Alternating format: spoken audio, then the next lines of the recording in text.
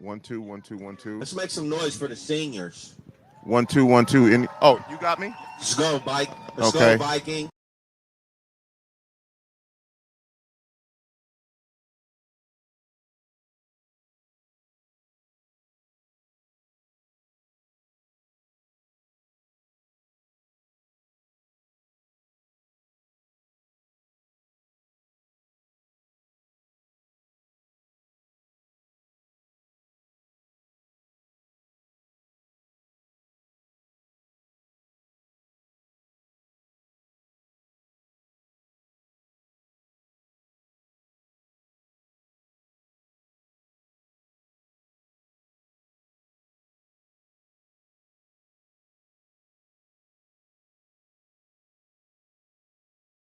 Anthem. It is senior night here, John, for the Vikings.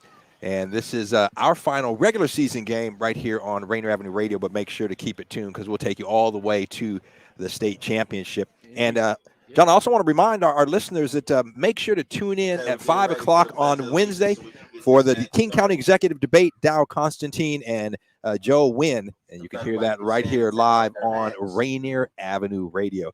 You can also hear the PA announcer right behind us. We are right under the speaker. And so hopefully that won't drown us out. And they're doing the pledge. We will listen to them as they do that real quickly. And to the republic for which it stands, one nation under God, indivisible, with liberty and justice for all. Let's have a good game. All right. You know, John, it's interesting. It's interesting how many people don't know the Pledge of Allegiance. And if you remember when we were in grade school, man, you know, we did that every morning. Yeah, every morning. Yeah, we did that every morning. That just gets ingrained in your brain. Oh, my goodness. So we are just a couple of minutes away here from kickoff, Rainier Beach and Seattle Prep.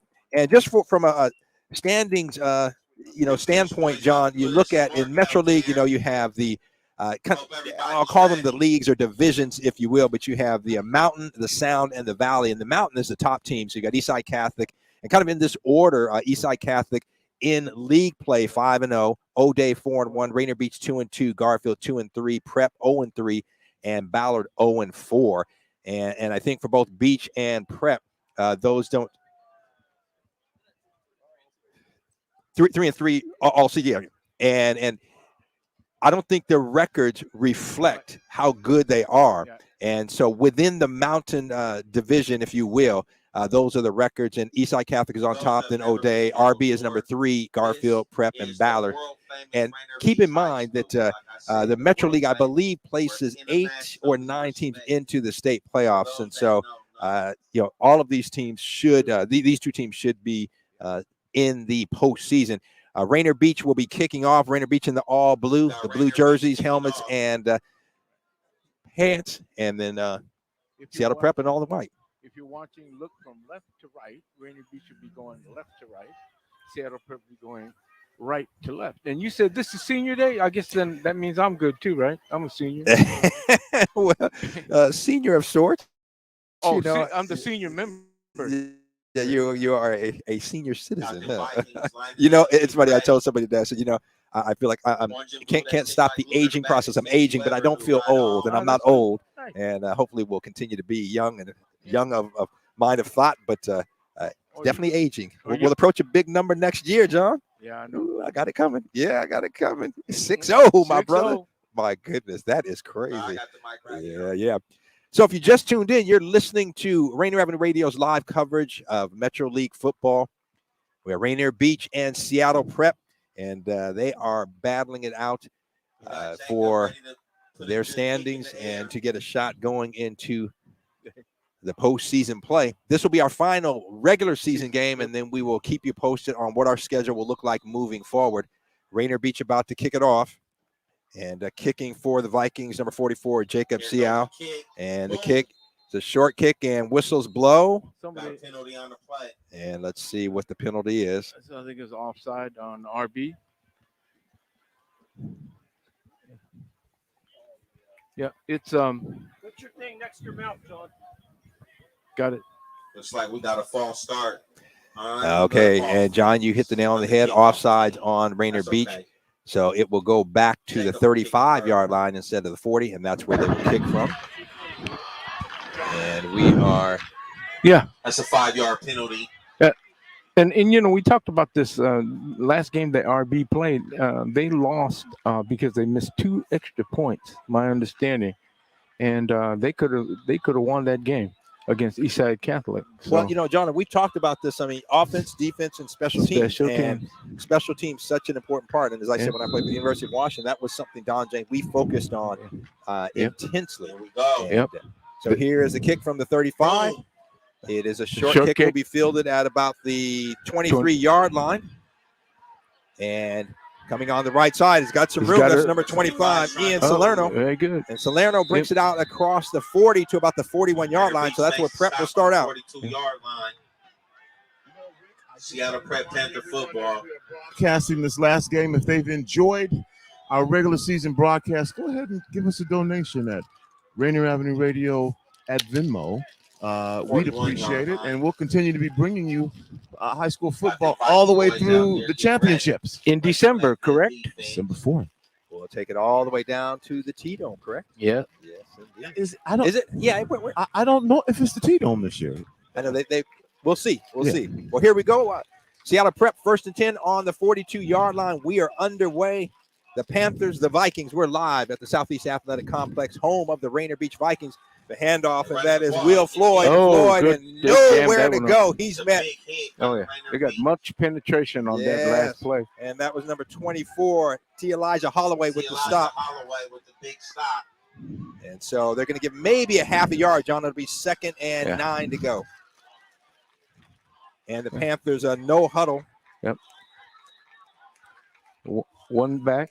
They got trips right. Up motion across. Hold it, that. And looking to the left. And, hit, got the ball off in the pass. A pass and catch.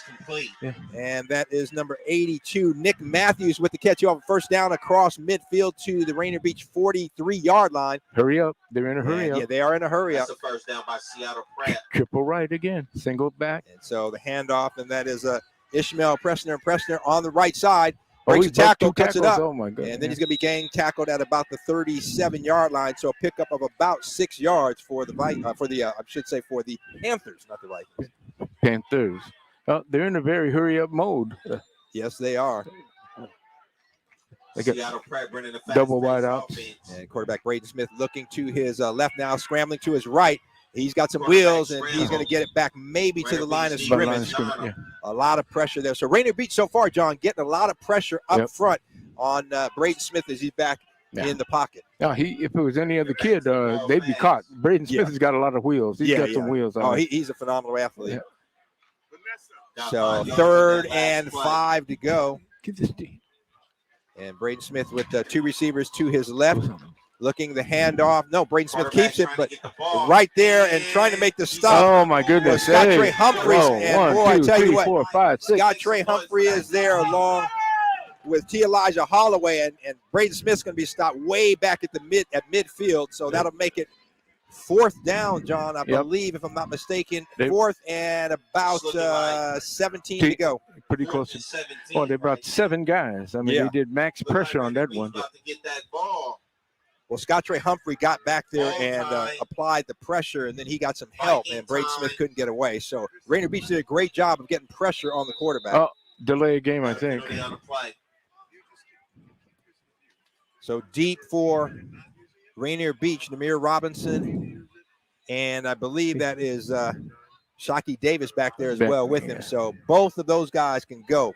Oh, yes. They're going to be trying to punt away from both of them. They don't want either one of they want the ball in either one of those guys' hands. Yep.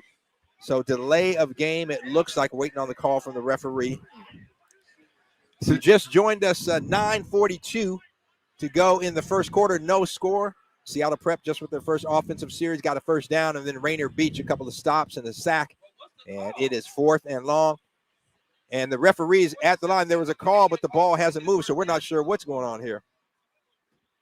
We'll see what the call is. Referees at midfield conferring. The whistle was blown. The flag was thrown.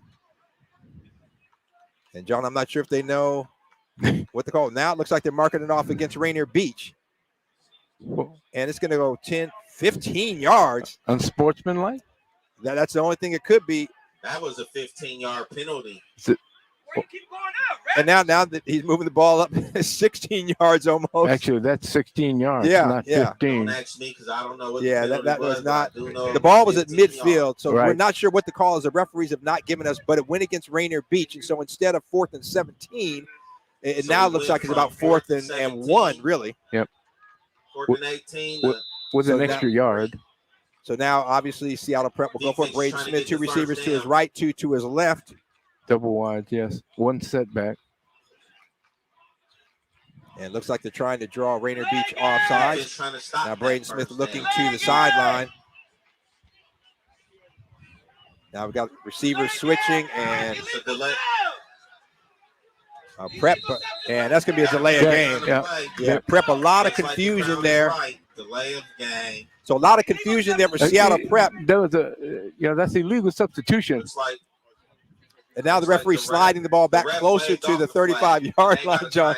No, he said they had called timeout. That's the timeout.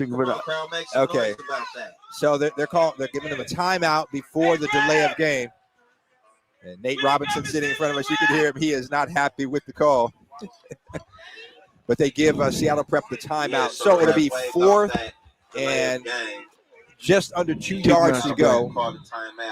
So the only thing, John, like you said, we think it could have been was some type of unsportsmanlike conduct on Rainier Beach. We didn't see anything. No, we don't know what the call was. I didn't see a flag either. So, and it doesn't have to be a flag if the referee calls it. But 15-yarders are, unsportsmanlike conduct, personal fouls, basically. Right. So now the Seattle Prep offense will return to the field here. The ball is just inside the 35-yard line of the Vikings, and they've got to get down to the 33-yard line.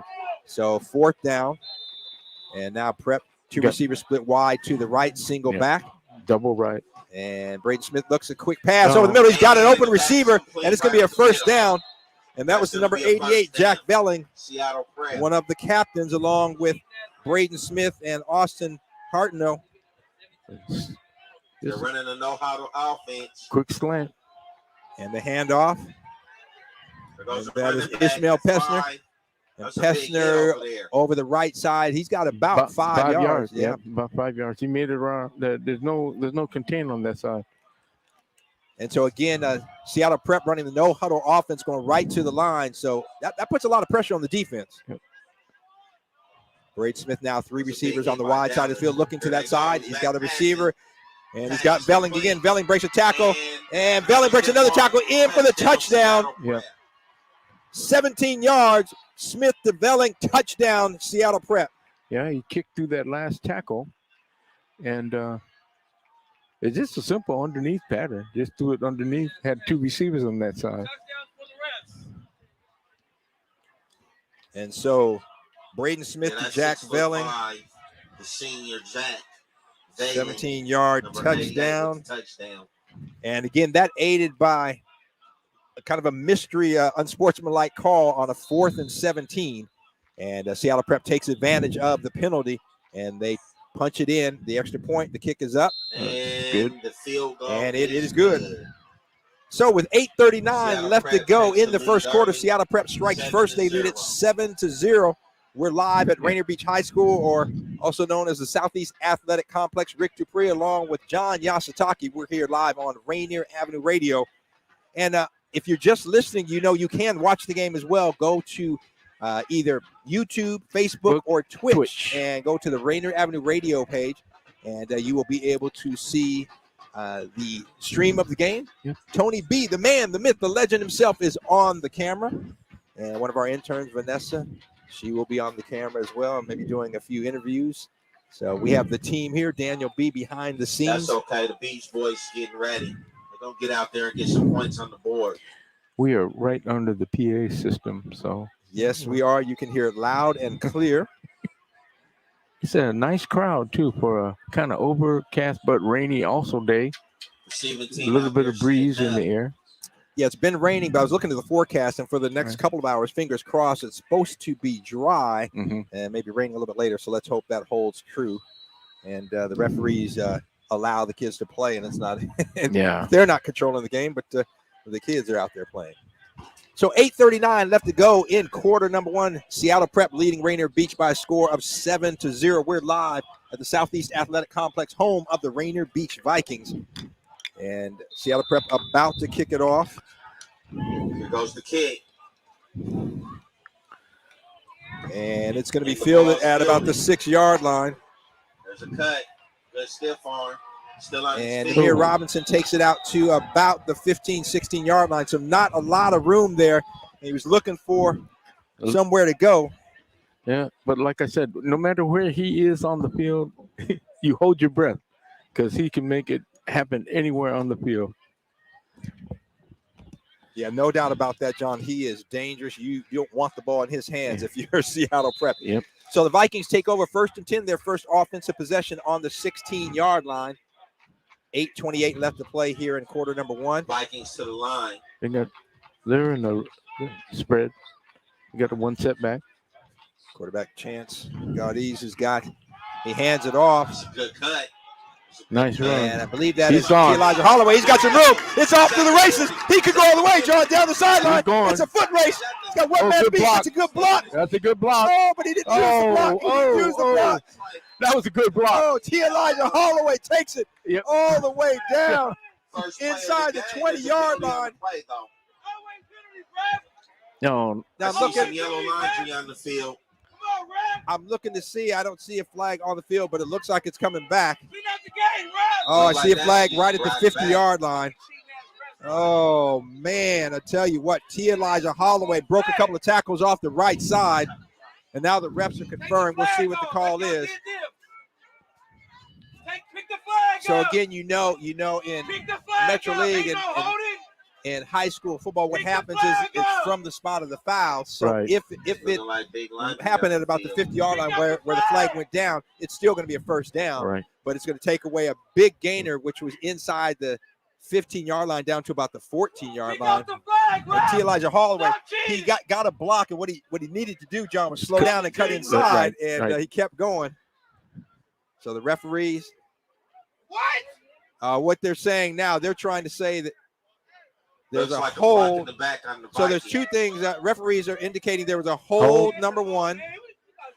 And then they're saying, so it looks like the flag It is also down looks like at the about the ref is having 24-yard to line. step So the back penalty will behind go the from flag. there. Rainier Beach, step And back then the behind other black thing, the line, referee please. was motioning to the bench that they need to bring the players closer. They can't be Yes, spread out right, as far. right. Big gain on the play. So the ball comes back to the 34-yard line. The flag went down to the 24-yard line. So Looks like still they a took big 15 gainer from the yards off 17-yard line. after the- 10-yard after the ref. penalty. 10-yard penalty from the spot of the foul. So Right. Rainier Beach will have it first. Let's get the Rainier And Beach 10 Vikings on the team to Seattle be Prep behind the 34-yard black line. You've been warned. So again, there's kind of a black box from the Yeah. 25 to the 25, and the players That's need, right. need to stay in between. You have to that stay in back. between the double wide out left. So Gaudi's looking to his left, Back to pass. and The ball's he's got up a in the receiver air. high up, and it's going to be Oh, out of bounds. Oh, Complete.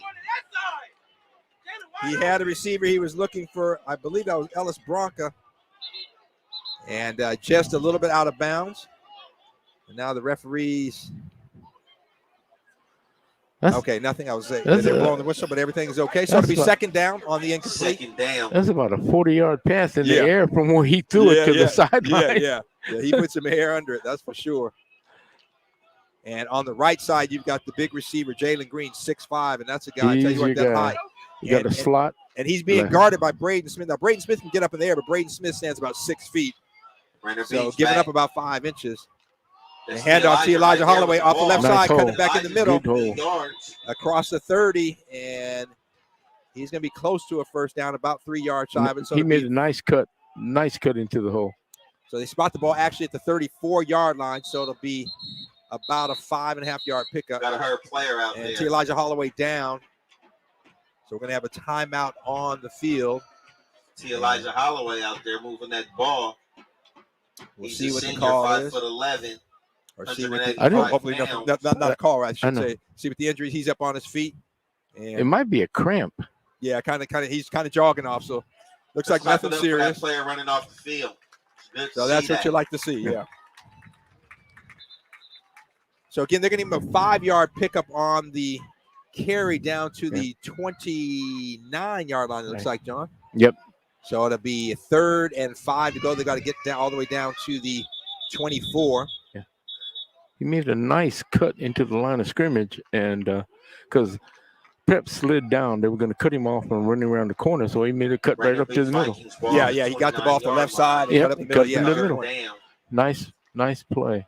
So Chance Goddy's the quarterback's got 2 receivers to his left, 1 to his right. The lone receiver to his right is Jalen Green. And now in at running back is Scott Trey Humphrey. This listed at 5'10", 215. I like this guy. Yep. I like the way Humphrey runs. And they're going to hand it up. The fake, they're going up, and they're looking for Jalen Green. The ball's there. Touchdown, Rainier Beach. Yep. 29 yards. I could have called that one. He had him beat off the line of scrimmage. He did. If you're going to do press coverage, make sure the guy doesn't get off the line of scrimmage. That's a good pass by Chance. Well, you got to jam him up at the line of scrimmage and stay with him. Yeah, he got beat right off the line of scrimmage. So that was a great call, and again, they saw the single coverage there. Yep, and took advantage of it. Again, Jalen Green at 6'5", not only does he have that height, but he's got the speed. Got by the corner, and a great pass, just lofted it up there. Let him run under it. Yep, that's exactly what you want to do. Oh, bad snap. Oh, he got it off, though. The field goal. Unbelievable. Still got it. And so, with 6:43 left to go here in the first quarter, we got a tie ball game, 7-7. We're live at the Southeast Athletic Complex. Rick Dupree, John Yasutake, and the Rainier Avenue Radio team. Keep it right here. And again, want to remind our listeners, John, to tune in as we are going into the election season. 5 o'clock this Wednesday, King County Executive.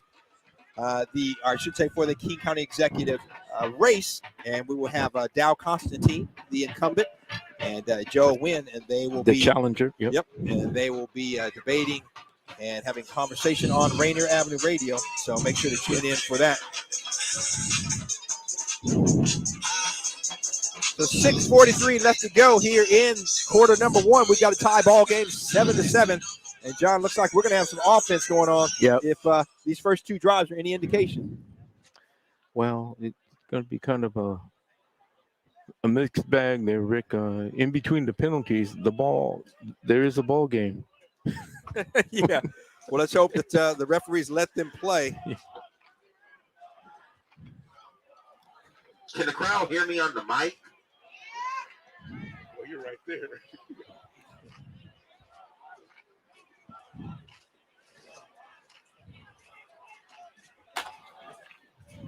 So, again, if you're just joining us, we are live at the Southeast Athletic Complex, better known as Rainier Beach High School. We got a tie ball game. Panthers and Vikings, they're tied at 7. Let's go, Vikings. Here goes the kick. Boom. Looks like an onside.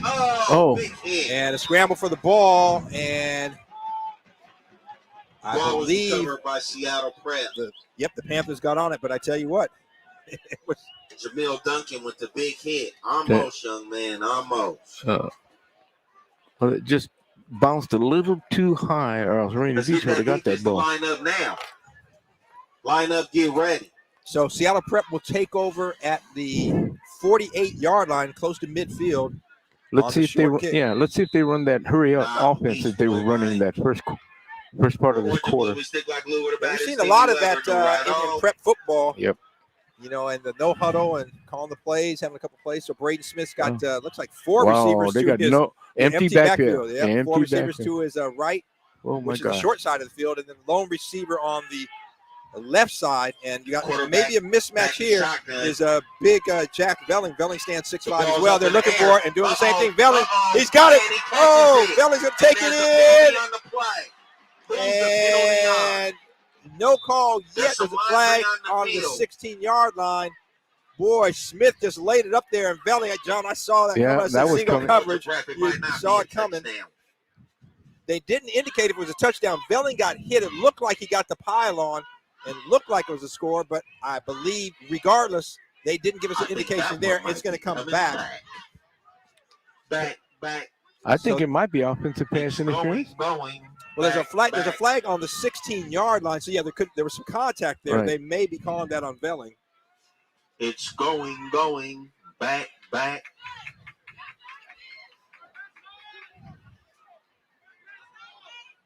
So we're waiting on the officials. It's definitely coming back. We just don't know how far. We'll see what the call is.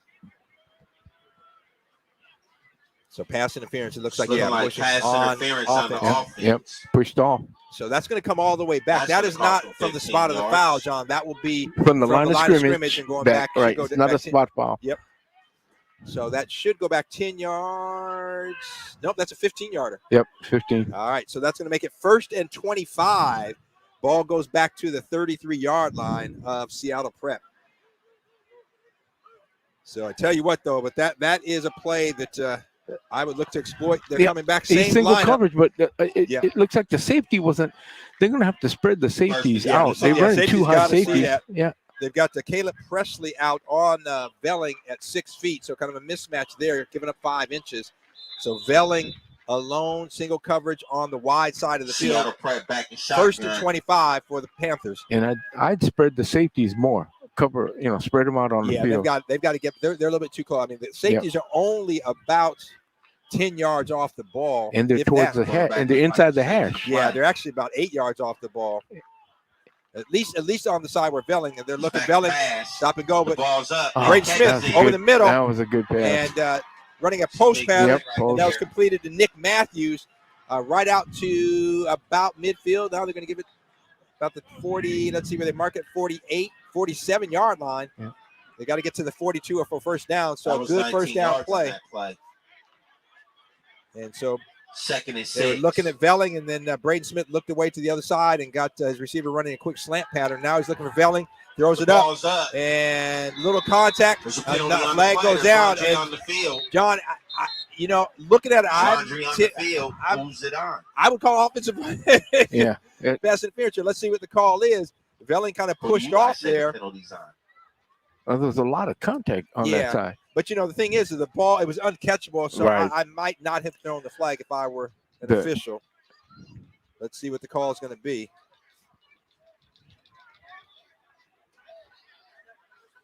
Yep, and they called on Pass Velling. interference And, on the that's exactly what I saw. Yeah. Velling put his hand on him and tried to push off. But what I'm Somebody also gotta seeing is tell that Seattle safety Prep they seems can't to do be. that, man. I mean, he's not dropping deep enough because he's the one that should be begging. If they're going to double cover the guy, they got the guy on the. They have a corner on him face to face. The corner's there on him. So, what you got to do basically is that corner's there and maybe has him, depending on what coverage you're in, has him the first 15, 20 yards, and you release him. Exactly. Hash to the sideline, then the safety picks him up. Yeah. But the safety's not, to me, he's not even getting over there in time. No. So that's going to bring the ball back to the 40-yard line. It'll be second and about 22. 18 to go.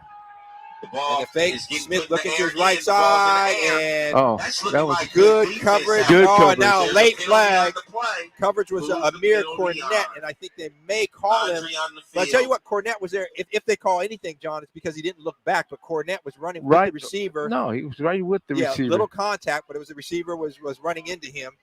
He was blocking the pass. So if anything, that's what they may A call. lot of penalties getting called in this game. Yeah, I agree with the PA announcer. But A don't lot of forget penalties. on Let's hope the 10 o'clock. referees. Pass interference. Pass interference. Oh, and they're on the called offense again. Yep. Somebody, Yep. Rainier Beach, tell Seattle Prep they can't do that. You hear the PA announcer say, Yeah. You "Tell can't them you do can't do that. that." They are. You Tell you can't what, a do lot What's of it- contact. What's the rule? gotta If you follow the push to rules. get an There's advantage, Yeah, it's a penalty. Yeah. So that's going to go back another 15 yards You now. come So out here it's to going to hit be us and follow the second rules, and please. let's see, 20, 25, 30, 38. Well, as they say, second in all the way to Bellevue. Second and a long way to go. Second and 33.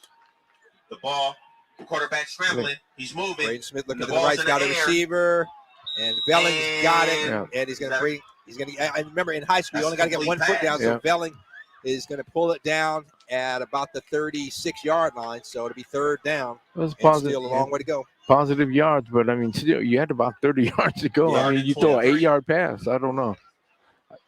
Seattle Prep He is shot. has an arm good enough to go downfield, very vertical. Oh yeah, no doubt. We've seen that. Yeah.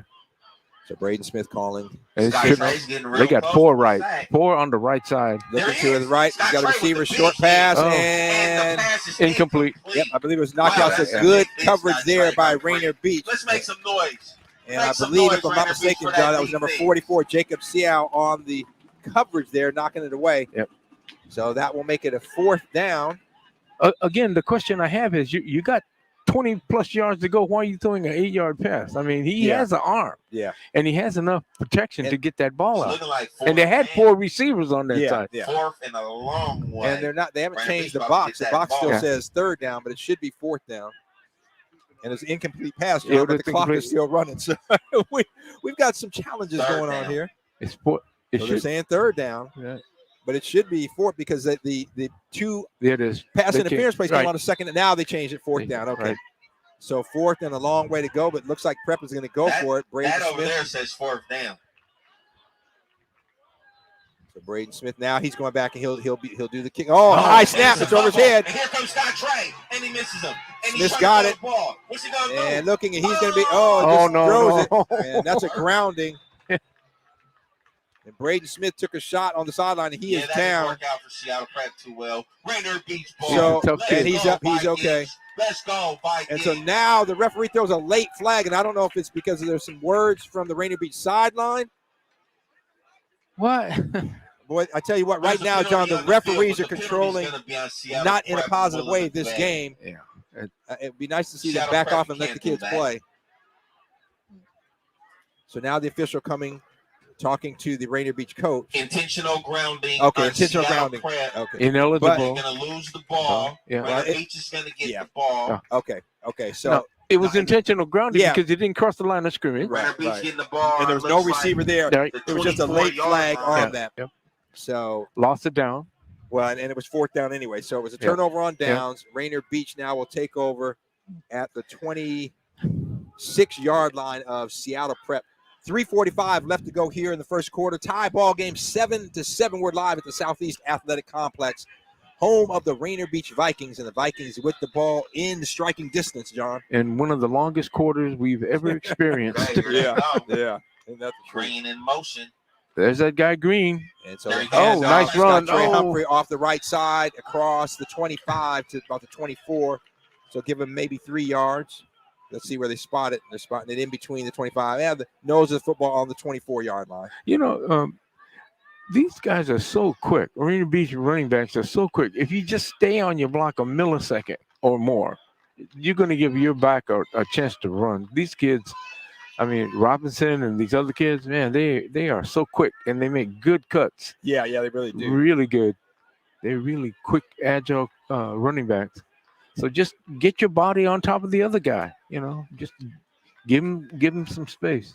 So 3 receivers to the left. The pass. There it is, quick out. wide open, And wide there's open. Ellis Bronca. Bronca's got some Oh, room, my cuts goodness. it in, and looks like Ellis he's got the Bronca. first down. Yeah. The senior with the He good. Look at was- that, 3 good receivers to the yards. right, to the left there, John, and just took advantage of it. Had a Totally quick uncovered, screen yep. And then had those blockers in front. Totally uncovered. And actually, they're going to say it's just short of the first down. So it's gonna be, nope. No, now the they first give. down. I think they give it to him. Yep. Yep. Referee saying now first down.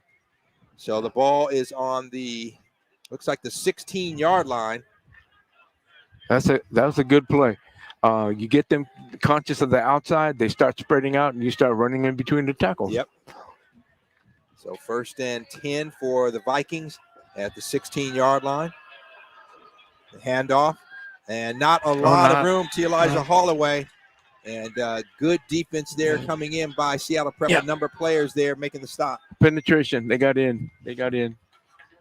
And that's the key to defense. Penetration.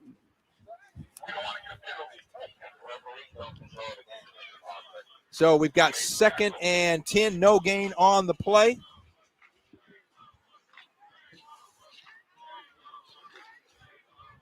Rainier Beach Vikings trying to take the lead here, John. Yep. And Got double- good defense, yeah. Yep. Double wide and motion across. And so ball's on the turf, but picked up. Picked it Oh, up. and a up. heads-up Oh, play. I believe that is a Scott-Tree Humphrey. And tell Yeah. you what, the ball was on the turf, and it bounced up. And he had a heads-up play, got it, and got well, at least back to, they're going to say it's a loss of maybe a yard. Yeah, but I mean that's good reaction. Yeah. Because the quarterback didn't know where the ball was. Yeah, so he kind of did a little cross-buck action, and looks like one of the runners there hit the ball. Looks like And 3rd and 8 for the Vikings. So check that 3rd and about 11. Not 3rd and 8, as the PA announcer said. Okay, you got 2 receivers to the right, 1 to the left. Triple triple to the right. Yep. But you've got big Jalen Green alone now. Got a penalty on Pre-snap the whistle. And, John, I think maybe some movement. Yeah, motion. Illegal motion. False start on the on offense. Rainier Beach, so I'll bring it back 5 yards. But again, you've got Jalen Green at 6'5", who they took advantage. He had the 29-yard touchdown catch a little bit earlier. Yep. And again, Seattle Prep single covering him on the outside here on the wide side of the field. I tell you what, I'm going to run it again until you stop it. I mean, that's my philosophy. Yeah, you got to stop it. If you can't stop it, I'm going to throw the ball to him because he's Exactly. clearly got the advantage. Yeah. A height and speed. So Jalen Green now lining up 3rd and 15. inside. They've got Now, they've got the safety over there as well as the He's back for the pass. Good scramble. and Gaudi's Still on his scrambling feet. on his feet. He's The got ball's in the air. receiver and just good try. good Pass. defense there, and I believe that was, if I'm not mistaken, number 34, Jackson Heisler. Yeah. Heisler came up and kind of knocked the ball down. Good defensive play there, so it's going to be 4th and a long way to go. Ball's at the 23-yard line for Rainier Beach.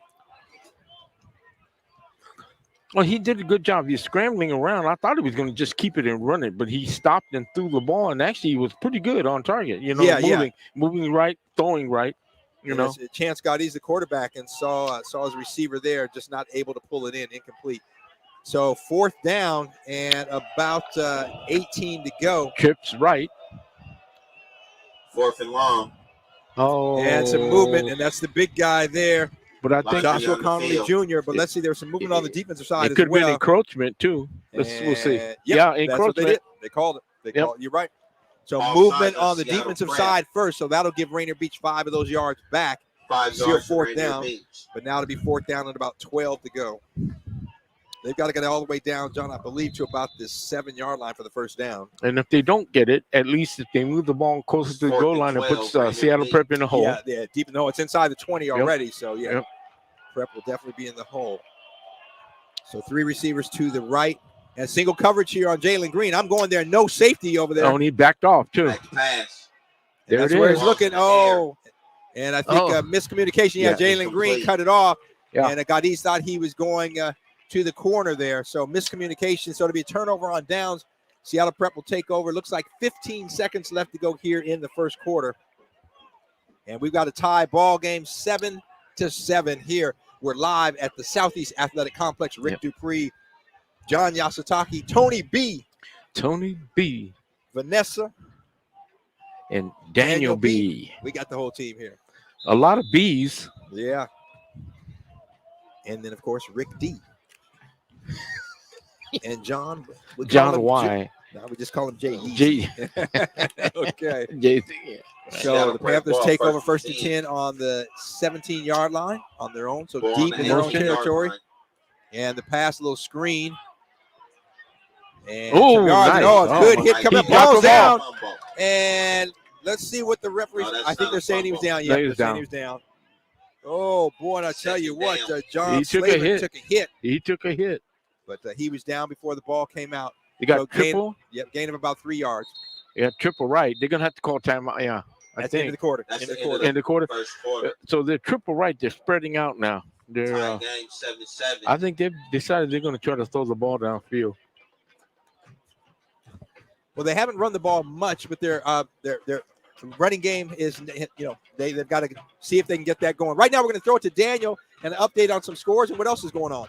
Actually, if you are a Garfield Bulldog fan, you are definitely tuning in right here as you are cheering actually for your rival. Because if the Rainier Beach Vikings win this game, Garfield and Rainier Beach get a bye all the way to Week 10. So O'Day and Eastside Catholic, they're locked in for Week 10. But Rainier Beach has to win this game if they're going to get locked into Week 10, including Garfield as well. Now, if Prep wins, some interesting stuff happens. What is that? And I tell you what, we're going to try to go down to Vanessa.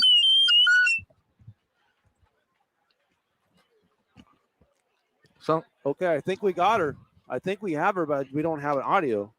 Hey. Oh, there we go. There we got Hello, it. Rainier Beach. My name is Vanessa. I am here with, Jaya? Hey, Jaya. freshman on the cheerleading team, also homecoming princess, I heard. Congratulations. How are you doing? Good. How are you? I'm good. Thank you for asking. People don't normally ask that. I'm the interviewer. I was wondering, what are you thinking before you go out on the games? What are your motives? What are your goals? I think it's time to make this crowd rowdy and to get into the game. Nice. I totally agree. It's super important, right? Let's see what else. I'm wondering, so when you're out there, what are you thinking? Is it about the football? Is it about the team? Like, what do you want the audience to see? I want the audience to see that it's fun. I want them to be interested in the game and interested in the cheerleaders and just have a good time and just make the crowd hyped up. Cool. Yeah. No, I totally agree. Is there anything else that you have on your mind that you want the radio station to hear? Come support the Vikes. Yeah, that's what I'm talking about. All right. Thank you so much, Jaya. That was super awesome. It was good to meet you. All right. Thanks, Vanessa. They're talking to one of the cheer squad, Jaya, with Rainier Beach, and her objective to get the crowd in the ball game. And right now, I believe the crowd is in the ball game. It's a 7-7 score. We are at the start of quarter number 2. And while we were away with that interview, we had a 5-yard pickup by Braden Smith. And so we've got 2nd and 5 to go here in just a moment.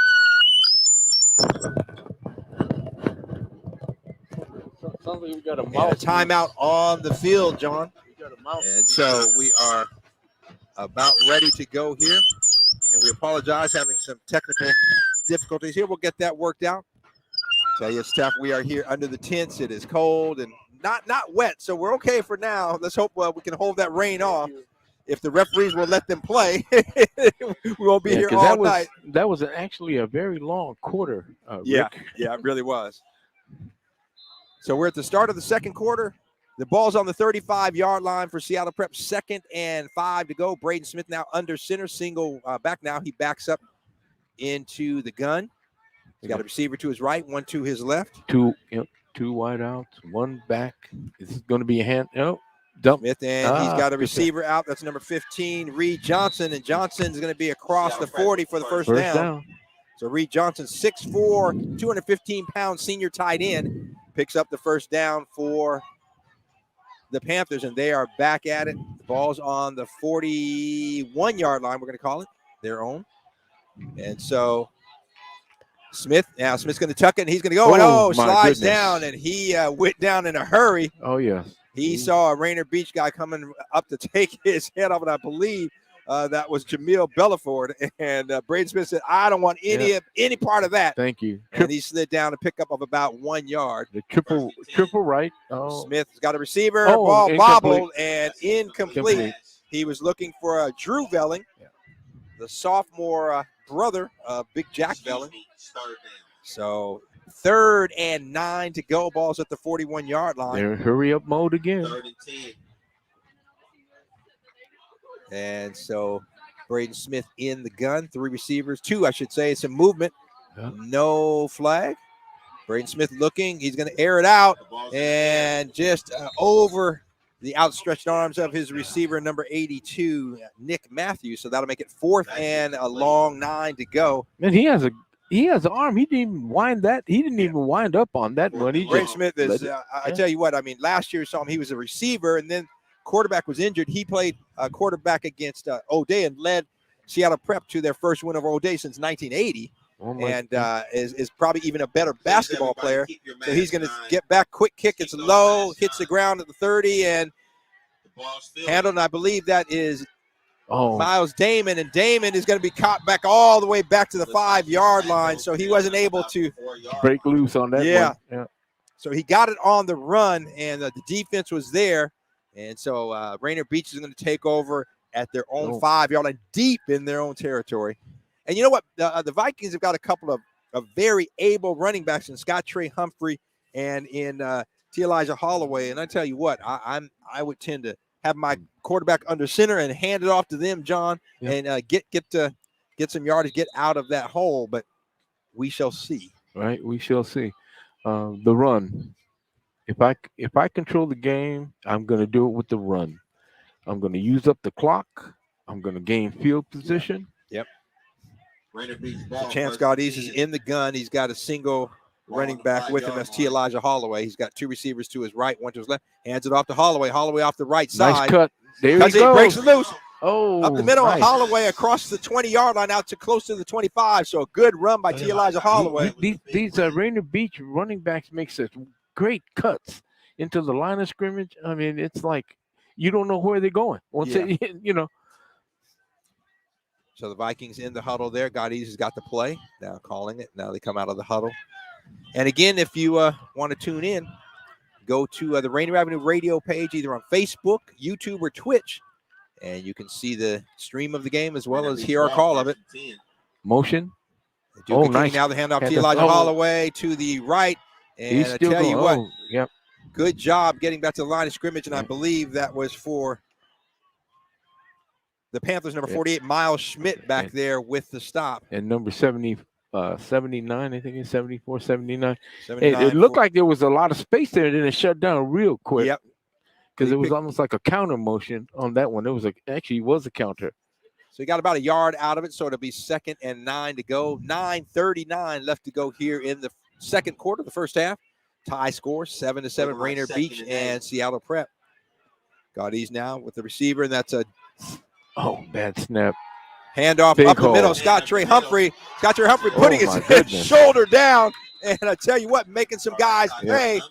And he's out past the 40, out close to the 45-yard line. Let's see where they spot it. That's the first down. Now they can spot it back at the 41-ish yard line. So first down, Scott Trey Humphrey just put his shoulder down, like John, he's and running to the dinner table. Get Yeah, out of you're my right.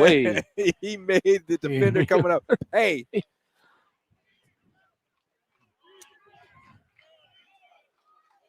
So we've got a 1st and 10 for the Vikings on the 41-yard line.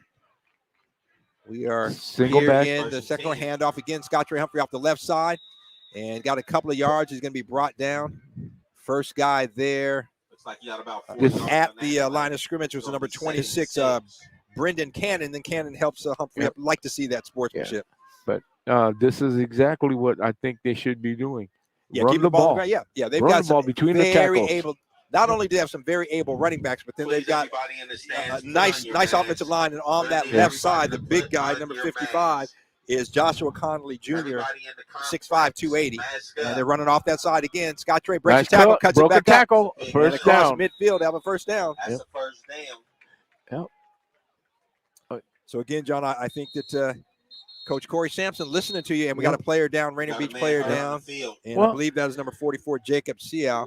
It just make if you control the game, you want to control the game, you do it through the run. You can't do it through the pass. The other thing is, once they start crowding the line of scrimmage to stop the run, then you can throw the ball. Yeah. You have a very distinct advantage. So it plays right into your hands if they bite on the run and they start tightening down and bringing their linebackers up and trying to do all that run support. Then you throw the ball. You throw Just the ball, throw the ball. yeah. And they have enough gifted athletes, especially the number Green. No, 18. He's clearly the most dominant receiver in this game. Oh, yeah. Jalen Green is 6'5", and we have seen him. This is, I believe, the 3rd or 4th game we've covered now of Rainier Beach. And each of the games we've seen him get open and coverage. Use that height. Yeah. But has a great combination of height and speed. Jacob Seau on his feet, smiling. He's okay. And so maybe just the wind knocked out of him. Noise for the man getting up, walking But off the he field. is fine. So that's good to see, John. Yep. Nothing serious. Yep. So Rainier Beach will have a Please, 1st one and more 10 that time. crossed Everybody in midfield. the They have the ball complex, on about the wear your 47-yard mask. line of the Panthers. 8:09 left to go here in the first half. We got a tie ball game, 7-7. We're live at the Southeast Athletic Complex, home of the Rainier Beach Vikings.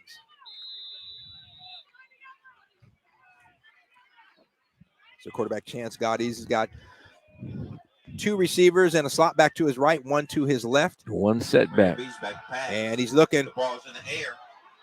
and he's got Shockey Davis. Shockey Davis gets it, and he kicks it in. Touchdown, Yeah. Rainier Beach, 47 yards, And- Shockey Davis. I hate to say it, but they crowded that line of scrimmage because of the run, and guess what happened? They got beat deep. Yep. They got beat deep. There was no coverage in in the secondary because they were so conscious about the run. So Shockey Great Davis pass, made him James. pay. It was single coverage. Right. Ball was a little behind him. He came back, got it, broke a tackle, Yeah. and went into the end zone for the touchdown. So at the 7:48 mark, the Vikings strike again, and they are leading. Well, let's hope this is a good snap. And let's see what kind of snap comes out of here. Oh, too high, but he made it. I tell you what, the holder, good job of getting it, and then kicker Pedro Aparicio puts it through the goal, puts it through the uprights, I should say. Yeah. And the extra point is good. Rainier Beach leading it by a score of 14-7 here with 7:48 left to go in the first half. You tell the kick, good kick, but guess what? You tell the holder that was a heck of a catch. Yeah. Appreciate you, my brother, making it easy. And I tell you, it is senior night, so we've got the tents in the east side of the field. Again, another field that goes east-west, not north-south, but on the east side of the field. And this is my kind of field because I did a lot of running east and west. Yes. Anyway, some tents set up and parents over there. And I believe at halftime we will recognize the seniors. And they had a couple of a food truck out there and doing some po' boys. And if you ain't been to Nolan, you don't know what I'm talking about when we talk about po' boy. You go down there and say, how y'all want that dress? You want a little lettuce, tomato on it? And that special sauce. Special sauce. I love that special sauce. Man. Just give me called remoulade. Remoulade. And either give me a shrimp or oyster. Po' boy, I'm good to go. Anyway, are we going to throw it over? Oh, hey, we on the camera. So you see, I'm sitting there talking to Jay Yeezy, but we are here and enjoying ourselves. So if you just joined us, 7:48 left to go in the first half. Rainier Beach, I should say Seattle Prep struck first and were leading 7-0, but Rainier Beach now scored 14 unanswered points. Right. And the Vikings lead it 14-7. And they're about to kick it off. Boom. And a short kick, and it's going to go out of bounds. So that's a flag. So I believe 35. Yep. So typically the ball, if it goes in the end zone as a touchback, will be on the 20. But when it is out of bounds like that, it's spotted on the 35-yard line. So Seattle Prep will have good field position. 7:48 left to go in the first half, trailing 14-7. Rainier Beach on their home field and looking good. Yep. So, John, again, I want to remind our listeners to tune in 5 o'clock on Wednesday for the actually, it looks like they're going to re-kick it. No, let's see. Yeah, they called it. They want to re-kick. Okay, so, yeah, they'll re-kick it. 5 yards back for Rainier Beach. Yep, so the ball goes. Normally you kick it from the 40. Now they'll go back to the 35. Anyway, I was saying tune in 5 o'clock to hear the debate between King County Executive, the incumbent Dow Constantine, and the challenger Joe Wynn. That'll be live on Rainier Avenue Radio, 5 o'clock. And if you like what you're hearing, make sure to send a donation in at Rainier Avenue Radio at Venmo. And go ahead and support. We are a nonprofit organization that is supported by your donations and a little bit of advertising if we get some every now and then, but really need your support. So if you like what you hear, squib kick, it's on the ground, and it's going to be filled in. It goes past the receiver. Oh, no. And Vito, he picks it up at the 5-yard line. Check that. That was Braden Smith, and he has nowhere to go, but he breaks through. And Braden Smith, he's got some room. He's on his feet past the 20, the 30. Oh, Braden Smith might take it. He's got one man to beat. He cuts it in. Oh, my, he's got one man to beat. He's got some blockers, and that's a block in the back. And, a great play. Great play. I believe that was Miles Damon. I tell you what, Miles Damon. Miles Damon saved a touchdown. And he fought up a blocker, too. On top of that, there were about 4 blockers. Yeah, because I thought it was a block in the back. The refs didn't call it, but Miles Damon didn't care. And he made a great play fighting off the block and then brought Braden Smith down at the 6-yard line. And, John, you see that happen sometimes when the ball's on the ground. Everybody breaks contain. Right. They go after the ball. Braden Smith broke a couple of tackles. And then they try to tackle somebody, but you don't wrap him up. Yeah. And that's exactly what happened over there. And I think Braden Smith at the end there kind of was running out of gas. So a big play. And just like that, Seattle Prep responds to the Rainier Beach score, and they give themselves a great opportunity, John, here to tie it up. So the ball is on the 6-yard line. They will have it first and 10 to first and goal to go, I should say, on the Rainier Beach 6-yard line. Yep. Yeah, like you said, it happens all the time. You relax because you see the ball fumbling on the ground and everything's happening, and you got your team coming up, you got your force guys coming up, and you got all that. Then they get around contain, they get around the force guy, and they're running down the field. Yeah, you get excited and see the ball, and you got to remember contain. Yep. And I can tell you from experience, my second game in the Arena Football League, we were playing on national TV on ESPN, and we were playing in Denver, and it was in Washington, D.C., but playing Denver. This is the first season of Arena Football, and I had outside contain and on a kick, and the ball went on the turf, and boy, I ran toward the ball, and they threw the pass to the guy in my area where I should have been covered. He took it in for the touchdown. So yeah, you got to keep containment. You got to understand what your role is. I mean, it's basically a zone defense. You've got to know, stay in your lane. Yeah, you have to stay in your lane. And again, you talk about containment, and I mean, even in the NFL, you see the guys break that contain. It's like you've got to play. You can't worry about. You got to trust your teammates and that they're doing their job, and you've got to do your job. Yep. Well, there are two aspects: force and leverage. Force is the guy that keeps the ball inside of him, forces it in. Leverage means you maintain leverage on the outside. You don't let anybody get around you, arm and leg free. That's exactly what that's about. So Braden Smith with two receivers to his right. He hands it off. Direct handoff. Yep, direct handoff, and that is Eli Black. And Black, he got blasted. Yeah, and that was who was that coming up? I believe that was Shocking. No, check that. That was Namir Robinson. Yep. Namir Robinson coming up with the hit. Safety position. And making him pay. Yeah. All right, so tight line. No gain. Ball, second and goal to go on the 6-yard line. Tight formation. This time full house. Yep, and this time Braden Smith under center. Full house backfield. And the handoff. And no, Braden Smith pulls it out, and he finds a receiver in the corner of the end zone. Touchdown. That is Jack Velling. That's a touchdown for Seattle. Yep. And I tell you what, Braden Smith had me fooled. I thought he had handed it off. Yep. But he found Jack Velling in the corner of the end zone for the touchdown. So Seattle Prep, just like that, off an electrifying kickoff return by Braden Smith all the way down to the Rainier Beach 6-yard line, takes advantage, and the 6-yard TD pass Smith to Velling. And the second time that duo has connected. Yep. All the points so far for the Panthers. He just ran a simple backline of the end zone pattern to the flag, as they call it, and he was open. Well, we're looking for a tie here. And the extra point. Kick is up, and it is good. So with 6:43 left to go in the first half, we got a tie ball game, 14-14. Well, let's see how RB reacts to this. They were in control of the game up to that point. Yeah, they were. And, John, I mean, the last drive, Rainier Beach kept it on the ground. And they've shown that they are right now controlling the line of scrimmage. So I would, again, you would assume that, Coach Corey Sampson and his coaching staff saw that, and they will continue to do that. We shall see. 6:43 left to play in the first half. We got a tie ball game, 14-14. Rainier Beach, the Vikings, against the Panthers of Seattle Prep. Yep. And like you said, you don't stop doing what works. You make the other team make the adjustments. And as long as they can't make the adjustments, as long as they don't do what they need to do, then you just keep doing what you do.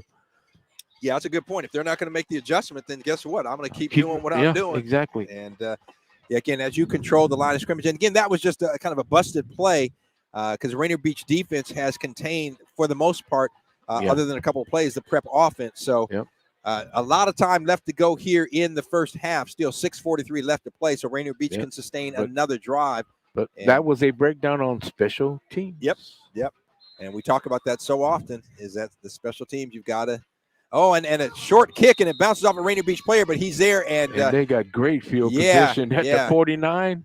And I believe that was trying to see the number. I believe that was number 8, Ray Proctor. And so Proctor was right there on the front line, and the kick bounced and hit him, and he was just great reaction. Grabbed and the ball, fell on it. And so Rainier Beach will have the ball on their own 48-yard line, just a couple yards shy of midfield here with 6:39 left to go. Great field position. Great field position. This is where you want the ball. And remember, we talked about it. Every time you get closer to the 20, the percentage of scoring goes up. Yep.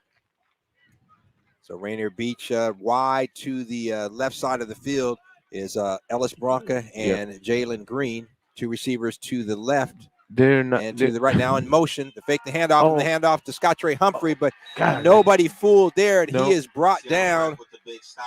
I believe that is number 33, Eric Marquardt with the stop. Yeah, it looked like there was more opening than there was, and he Yeah, Marquardt came in defense- quickly and yep. made the stop. reacted very well. So a loss of about a yard, well. maybe 2 on the play. Goddy's looking to his right. He's got a receiver there. He's got Green, and Green's got it, and really close to the first down. Depends on the spot. They say he's a little bit short across midfield to the 43-yard line. So Jalen Green, just a simple out pattern. Yep. And I'm looking at where Seattle Prep's running has their linebackers set up. They're crowding. They've actually come up. Look, they're close to the line. Look, they crowded the line of scrimmage. And there you go. In the slot there. There it is. And if you crowd the line of scrimmage, you're going to get a pass thrown at you. Yeah, and Caleb Presley there just found an open spot, kind of settled down. Exactly. And Goddy's found him, and it's a first down inside the 35-yard line. So it'll be 1st and 10 for the Rainier Beach Vikings driving, trying to add to their score. And now looking up top, and Goddy's. Oh, touchdown! There it is again. Rainier Beach. Goddy's to Bronca. 34 yards, touchdown. They had 7 men on the line of scrimmage. Like we said, they were crowding the line of scrimmage, throw the ball. And that's exactly what he did. A one-on-one coverage. And we've got a flag down. I think it's after the play. Let's see what the call is there. Taunting.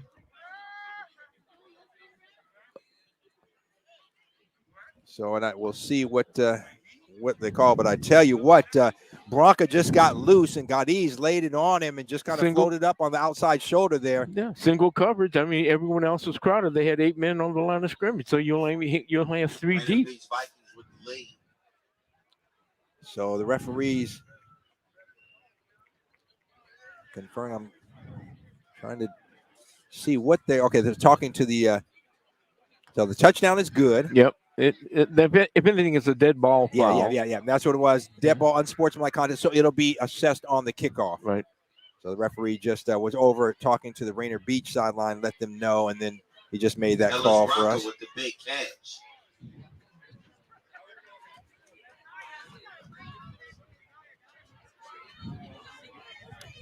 So Rainier Beach strikes right back after the long kickoff return and then short touchdown by Seattle Prep to go up 20-14.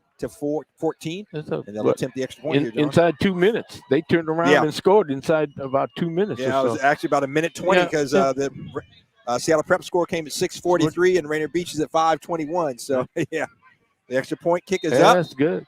And I tell you what, Rainier Beach has done some work on their special teams and the field goal, the extra point in particular. And that's an important component. But that's what they missed 2 extra points against Eastside Catholic. That's what we heard on the news report. Yeah, and a 1-point loss. And a 1-point loss. Yeah, you cannot afford to give that up. So with 5:20 left to go in the first half, Rainier Beach back on top 21-14. I tell you what, John, we got some back and forth going, some exciting ball right here. We're live at the Southeast Athletic Complex. Rick Dupree, John Yasutaki. We got our intern Vanessa here. She'll be doing some interviews and helping out. Tony B on the camera. Daniel B is the guy behind the curtain, and we are here live bringing this to you. Make some noise for you boys out there.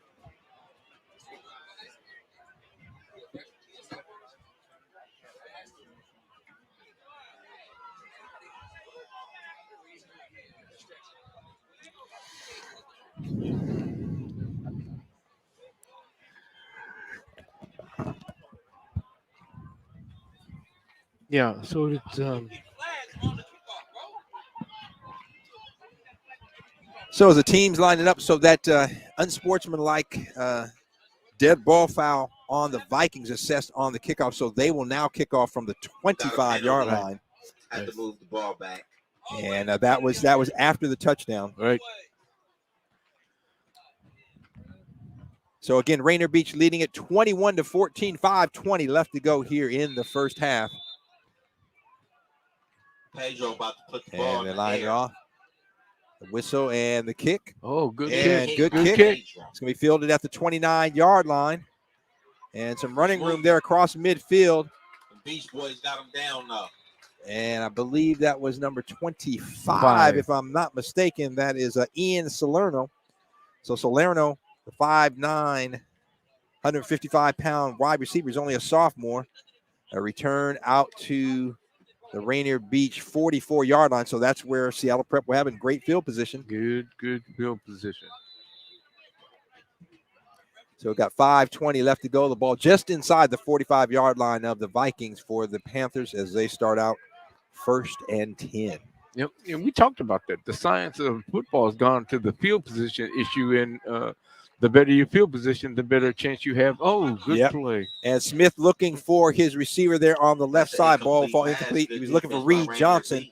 But Johnson, the big tight end, couldn't pull it in. Yeah, he was covered, though. It was kind of a lazy pass, it looked like, in there for Braden Smith. Hey, this is an empty backfield. We got four on the right side. Single coverage on the left side. 2nd and 10 for the Panthers. And Braden Smith looking to his left. They're going up top. And good coverage there. It's going to be picked off. Namir Robinson.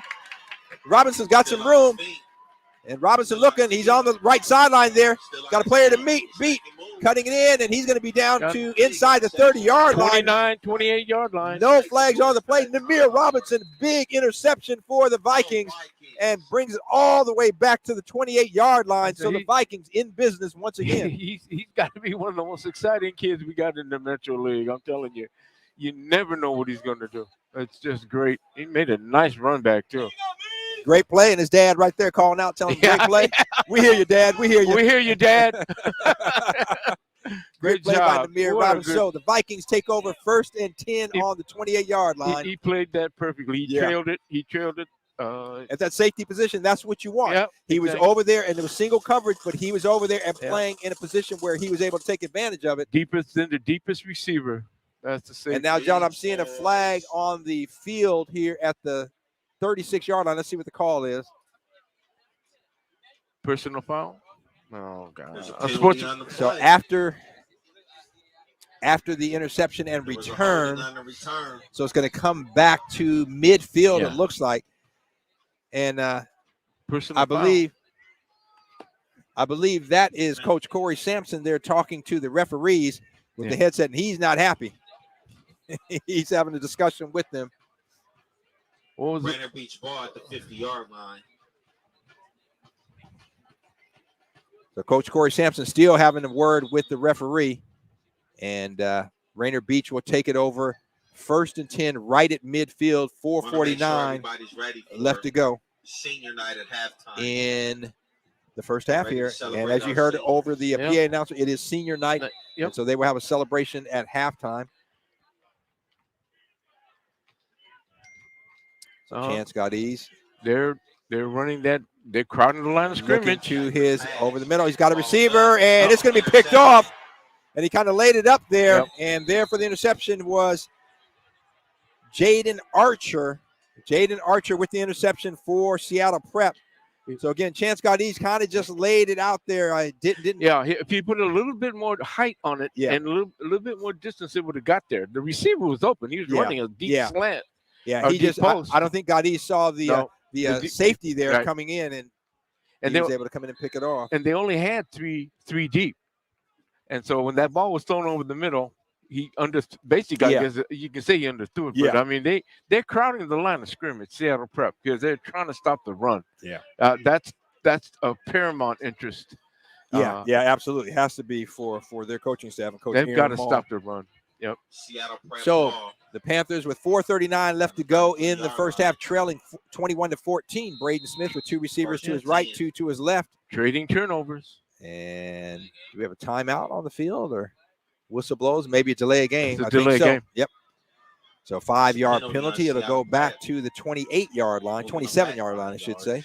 You practice 1st and 15. Yeah. You practice the plays. You carry the clipboard. You you got to get the play. The blackboard. You do it on the thing. You give them a book, and yet you still get a delay. That is one of the more frustrating things. And sometimes you look at the quarterback or the offense, but sometimes from the sideline, they're not getting the play to the kids. Right. The coach is not getting it. So Brad Smith high snap, but he gets it, looking over the middle, and intercepted. It's Namir Robinson again. Namir Robinson, his second pick, spinning inside the 20. Oh, my goodness. Inside the 25, I should say, to the 20-yard line. Yep. So Namir Robinson, interception number 2. Dad on his feet, cheering his son on. And a flag down, so let's see what the call is. Probably taunting. But that interception by Namir Robinson is very good. We'll see. I believe the interception will stand, but let's see what the call is. Yep.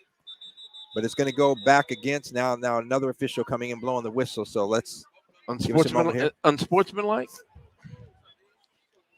John, we have seen a number of calls through this season that happen, dead ball fouls, and again, stuff that oftentimes I'm not seeing. I'm not down there on the field, so I don't know if it's words that are being said to the officials or whatever the case may be. Well, in this heightened age of sensitivity about issues of race and culture and all that stuff, you wonder sometimes, but then you just tell your players, keep your mouth shut. Yeah, go keep sit your down. mouth shut. But the referees also thank you. Thick enough skin. It's like but hey, it is what it is. So we'll see what the call is. We're waiting on the officials. They are huddled up at the 25-yard line, still conferring. And again, let's clap it up for now our coming out. there. Let's see what the call is going to be. The beach girls. Unsportsmanlike. Against Seattle Prep this time. So that's a dead ball unsportsmanlike conduct. Yeah. So that's going to be 15 yards, or it should be from the spot of the foul. So the ball is going to go down to the 12-yard line. So Rainier Beach will take over. 4:23 left to play, leading 21-14. They have the ball at the Seattle Prep 12-yard line. And John, again, you've got 2 running backs. You've got one by the name of Scott Trey Humphrey and the other who's in now, T. Elijah Holloway. I'm giving the ball to number 24. Yep. Look at that. Look at the hole. Look at the middle of the field. Yep. Wide on either side. And that's what they do. Up the middle, T. Elijah. Good job. And he's inside the 10, maybe to the 8, so pick up about 4 yards. And I tell you what, that's all you got to do. Give you 4 yards 3 times. You got a first down, and then you're in the end zone. They pretty much can kill this part of the quarter. Yeah. If they, just run the ball. Keep it on the ground. Now, here's John, this is what I'm talking about. Get the play to the quarterback. Now, the quarterback now going into the huddle to call the play. You got to get that. You got to get that play off quickly. The way we used to do it, again, we would substitute with a receiver, running back, whatever. He would come in with the play. As soon as the play is over, boom, he's running in with the play. If I, as a coach, am calling. Yep. And then what if you want audible? That adds even more time on your call. And so you got to, I don't know, just an issue of clock management. And that's going to be a delay of game. Yeah, they took too much time. And so now you get a 4-yard, almost 5-yard pickup on first down. It's nullified because you can't get the play. To the quarterback to get it off. Clock management. Yeah, and you can't afford that. I mean, this is a tight ball game. You got the ball inside the 10-yard line. You have to take advantage of that. Exactly. So now you've got a 2nd and 11 to go instead of a 2nd and 6. Okay. They got double wide out. They got double left and one setback. Handoff. Nice. Nope. Oh. The fake and some contact there. And yeah, that's going to be a pass interference, I believe. Right on there was contact before the ball got there, and Chance Gaudis was looking for Ellis Bronca. Well, let's see what the call is. And Bronca, you might remember, caught that 34-yard touchdown pass to make it a 21-14 ball game for Rainier Beach here. And John, this has been a long first half. A lot of whistles, a lot of flags on the turf. Yep. You don't. I mean, you want them. So now they're going to pick it up and say no. Penalty's getting waved off. No interference. So that will make it 3rd and 11, balls at the 13-yard line. And Shockey Davis is looking at the referee saying, hey, man, come on. What's the deal? 3rd down. Now the crowd on the line of scrimmage, look at that. Oh, they drop back now. Yep. So hand off to Scott Trey Humphrey. Scott Trey Humphrey all the way down to about the 1-yard line. He's got a first down. That's a load coming at you, big number 9. You saw they were sprinting back to cover, and so they opened up a hole on the run. I mean, it just you're guessing. And you're going on that left side where you've got big There it is. Joshua Touchdown. Conley Jr., That's Scott wide Trey open. Humphrey in for the touchdown. Rainier Beach 1 yard, and the Vikings take a commanding 27 to 14 lead. Well, you got Seattle Prep where you want them. They're guessing. They don't know what's going to happen. They don't know if it's a run or they don't know if it's a pass. They can't cover the pass because they're so conscious of the run. They're crowding the line. They had 8 guys one time when they threw that touchdown pass in the last quarter. So, you can't – you got to give up something. So the extra point try now. Rainier Beach can extend their lead to double the score of the Panthers, I should say, and hits the upright and falls short. It hit the right upright, John, and then went straight down. So that is no good. Yeah. That was no good. So 27 to 14, the Vikings lead it over the Panthers.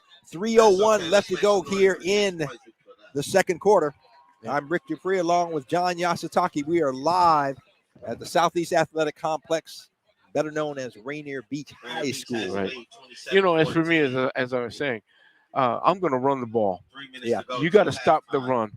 If you can't stop the run, that leaves the door wide open for the pass because you're going to start crowding the line of scrimmage. You're going to start bringing guys up. There's not going to be anybody covering underneath. I'll kill you with short passes, underneath. And then, throw a couple vertical routes, get you just on your heels. You won't know where it's coming. Yeah. Keep them guessing. Yeah. So Rainier Beach here kicking unit comes onto the field. Looks like deep for Seattle Prep is number 3, the quarterback, senior captain, co-captain, I should say, Braden Smith. And on the other side, I'm trying to see, there's 20-something. I can't make out the number. And just because he not turning, I think it's 25, if I'm not mistaken, which would be Ian Salerno. Yeah, it is 20. It's 2-something. It's 26, 25. It is 25. Ian Salerno. Yeah, he turned. So I can see the 5, 25. Salerno and Smith deep.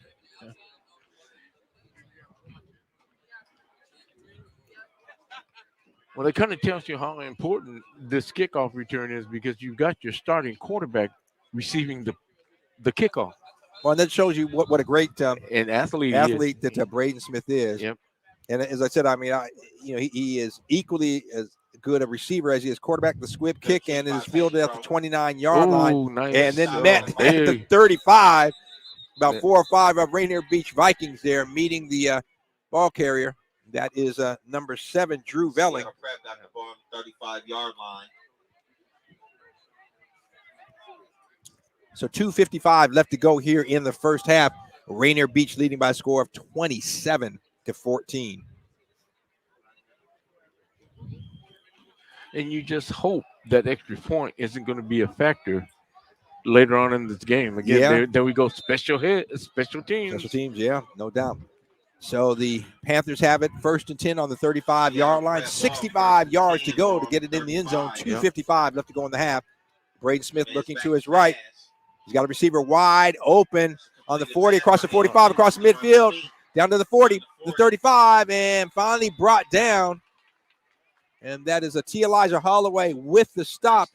And that was, again, Nick Matthews. Matthews taking it all the way down to about the 32-yard line. Got to wrap him up. Of Rainier Beach. And Braden Smith looking to his left. He's got some receiver. Now he's under pressure, and he gets rid of it. Falls incomplete. Yeah. He got rushed really bad. Yeah, he got a lot of pressure. Yeah, I believe that was Scott Trey Humphrey coming in with the pressure. He's limping a little bit. You got to wrap up, though. Come on. Wrap up. Tackling is wrapping up. Roll your hips. You got to break down. High. Break down. Roll your hips. Low to high. Wrap him up.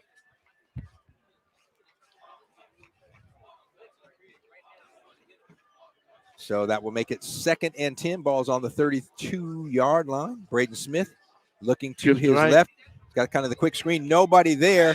Defensively, pass is complete, and that is Drew Velling. And then Velling knocked out of bounds at about the 20. Let's see where they spotted. I want to say 26-yard line.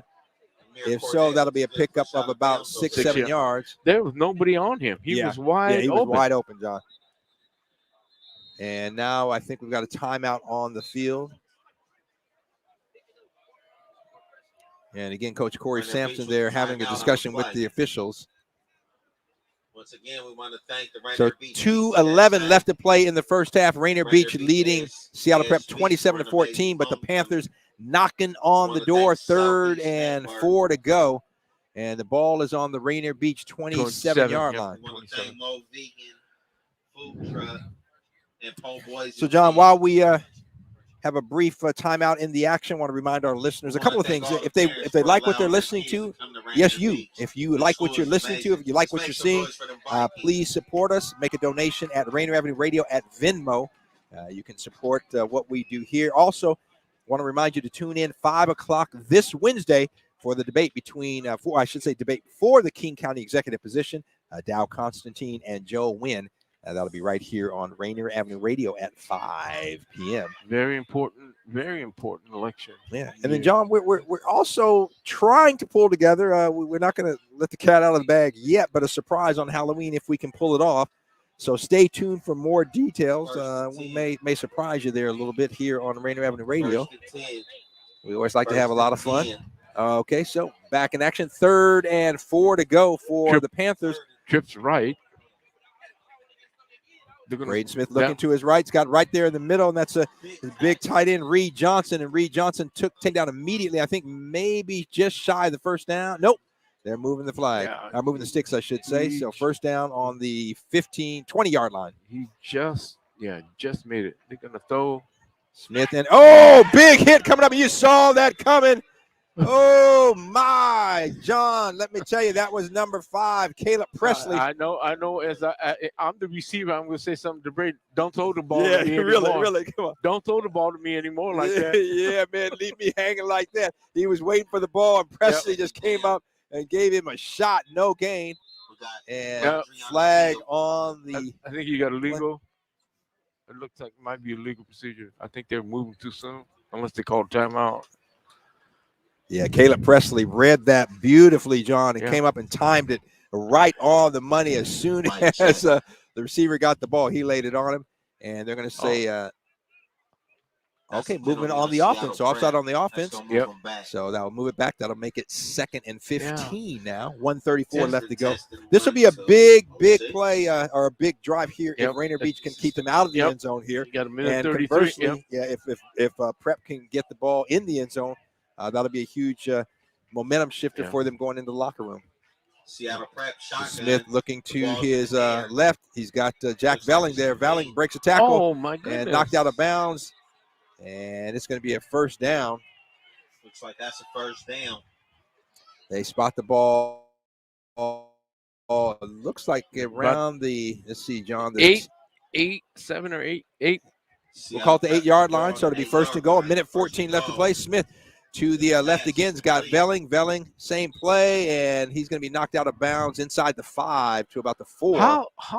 Why are they not covering this guy? They're letting him loose. Yeah, you got to get on him tighter. Yeah, what you have to do on a big receiver like that, Velling, just like a Jalen Green from Rainier Beach, standing at 6'5", you've got to have a guy in his face. Number one, you got to jam him up at the line. Then you got to have your safety there, because again, they're just too dangerous. Because what they can do, you can throw the ball up and they can go up and grab it. Right. So you have to slow them down. You have to give your defensive line, you got to give them some time to get after the quarterback, and then make him, he's pressured, and hopefully make a bad pass. You're exactly right, because we used to drill, hit the guy, so he has to use his hands to fight you off. He can't grab the pass if he's using his hands to hand fight with you. Right. And that's exactly what you're supposed to be doing. Tie him up with it, So 1:10 left to go here in the first half. Rainier Beach leading Seattle Prep 27-14. And it is 2nd and goal for the Panthers. Balls just inside the 5-yard line. I'll call it the 4-yard line. Really important outcome on this one. Either the Seattle Prep or Rainier Beach. If Rainier Beach holds, very good. And keep in mind and the Vikings will receive in the second half. So the team's back on the field, and the officials on the sideline, they're conferring. I'm not sure what they're having a conversation. So we'll see a little delay here in the ball game. Now the box, they pick it back up, and now Rainier Beach has a coach coming over. Check that. Maybe that's not a coach. Someone on the. I think that's it's a chain gang. Chain gang. Yeah. So they Yeah, even though it's a a second and goal to go, you still got to have the chain game there. Can't leave early, fellas. We need you. Thank you. All right. So now the officials. It's right. Looks like it's right on the 5, right? Right on the 5. Yeah, the nose, back nose of it's just inside the 5. Yeah. We're gonna call it second and goal from what we'll say a short 5, a long 4. How's that? Yep. So now Prep receivers switching sides, 2 on the left, 2 on the right. The right side being now you've got Jack Velling here at 6'5" is your lone guy here. You've got to get a safety over here. I guarantee he's going to run a little fade pattern. They're going to throw it up and over to the outside shoulder. That's what I would do. He's got a height advantage, a distinct one.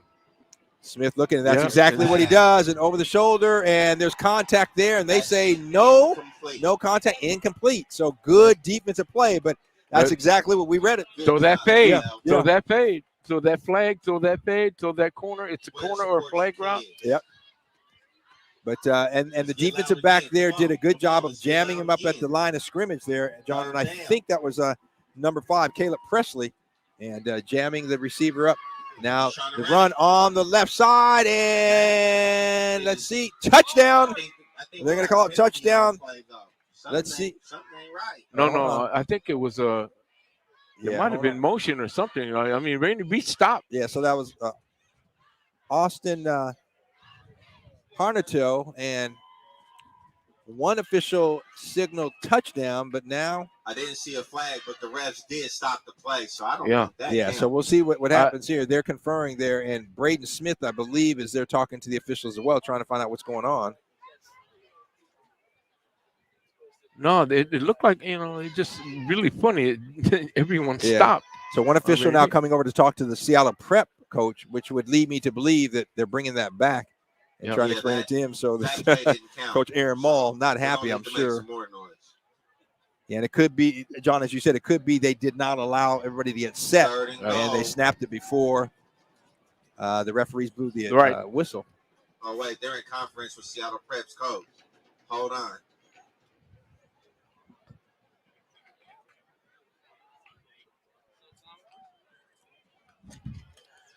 And, John, we're on senior night, and so I want to say a special shout-out to my cousin who's a senior for Rainier Beach, wearing number 51, Malachi Townsell. So, Malachi, congratulations. Happy senior night, my brother. Yep. And there's a restart. Yep, and a senior coming out to play for his first time and enjoying the experience, I hope. Very good. So, it'll be senior night for him. Okay, and the remainder of the seniors here on Rainier Beach. So, the referees didn't tell us what the deal was, but it's third down again, the handoff. Oh, they stopped. Nowhere to go. Well, I think it was a referee reset, okay, and that's what that was, which means the ball wasn't in play. So that was one of the co-captains, Austin Harnato, and he stopped. So now the Panthers will go for a field goal, though. Holders down at about the 10-yard line, so it'll be a 20-yard field goal attempt here, John, with 27. The clock is ticking, and they're going to let it run down. Just taking their time, no rush, because I don't blame them. I don't want to kick it off and get it into the hands of one of these dangerous return men for Rainier Beach. Clock's at 14 and 13, 12, and they're just letting it tick down. The snap, and almost blocked. It is blocked. Oh, and it's live, I believe. It is live. He's got the ball. It's gone. Touchdown. They're blowing the whistle. And he wants to wave at it. Yeah. So it was blocked. I believe that was, if I'm not mistaken, John, number 6, Shockey Davis, maybe, or I'm not sure. I'm trying to see the number or could have been Scott Trey Hump. Anyway, a rush by the Vikings. They got a hand on the ball, and it was blocked. And no good. And yeah, in prep sports here in Washington State, you cannot advance that. Participants, please make your way to the track. So, John, that's going to do it for the first half. The clock runs out. Rainier Beach leading at the half, 27-14. Yep. I believe we're going to throw it to Daniel B. And then Tony trying to grab one of the coaches at the halftime, so hopefully we can do that. He's looking for Coach Corey Sampson. But I'm going to throw it over to Daniel B. And John and I will be back for second half action in about 15 minutes. All right, we'd like to thank everybody for tuning in to Rainier Avenue Radio for the final regular season game of the Metro League football season, with Rainier Beach leading by 2 scores, 27-14 over Seattle Prep.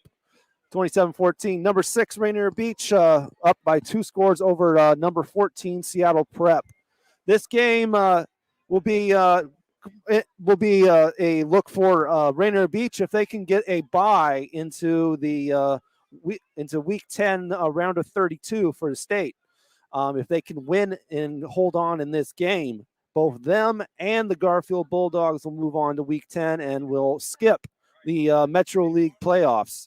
But if Prep does come back in this game, okay, looks like we're going to go over to Tony B right over here.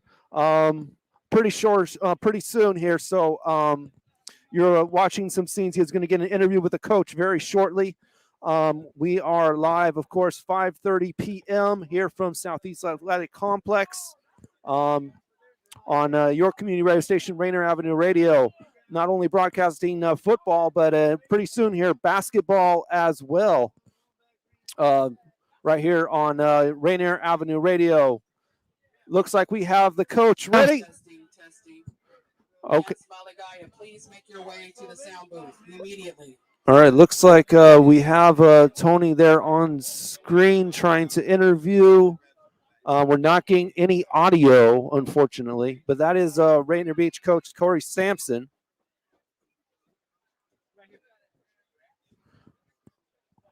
Unfortunately, not getting any audio from the Rainier Beach coach right there, which you can see on the screen. What up, Vikings? Viking alumni and all those in attendance. We are live. My name is Lance, and I am your ASB representative. We got a lot in store throughout the time. All right, so shall we? For the many, thank you. For the many that are with us to watch our Beach Boys, give it up for our drumline. we apologize, not getting any audio from our mic right there. But that was Corey Sampson, Rainier Beach coach. We're live on your community radio station, Rainier Avenue Radio. It is senior night here at Southeast Athletic Complex, and you are seeing all this live on your screen right there with some festivities as we covered a half here with Beach up by 2 scores, 27-14 here at the half. So if Prep does come back to win this game, some interesting things may happen. And these would include both Garfield and Rainier Beach. Due to Garfield's loss to O'Day yesterday, it would force a 3-way tie if Prep were to win this game. All of them finishing 2-3 in league on this year. And instead of breaking the tie from lowest points scored or something of that nature, there would be a tiebreaker seeding game to occur. So here's exactly what would happen. The tiebreaker would take place on Wednesday on October 27th at Memorial Stadium at 6 p.m. But to set up this tiebreaker, a representative of Garfield, Rainier Beach, and Seattle Prep would engage in a draw on this Monday in 2 days at the athletic office for the Metro League. The team that wins the draw of the 3 has a choice to have a bye or play a game. If the winner of the draw chooses the bye, teams B and C will play. So if Garfield wins the draw, Rainier Beach and Seattle Prep would play again. But if Seattle Prep chooses to play, there will be a coin flip to determine whether they play Garfield or Rainier Beach. The winner of the coin flip chooses to play or have a bye. So all of this to understand is these tiebreaker seeding games on Wednesday, if Seattle Prep wins this game, of course, would concur with 2 10-minute halves.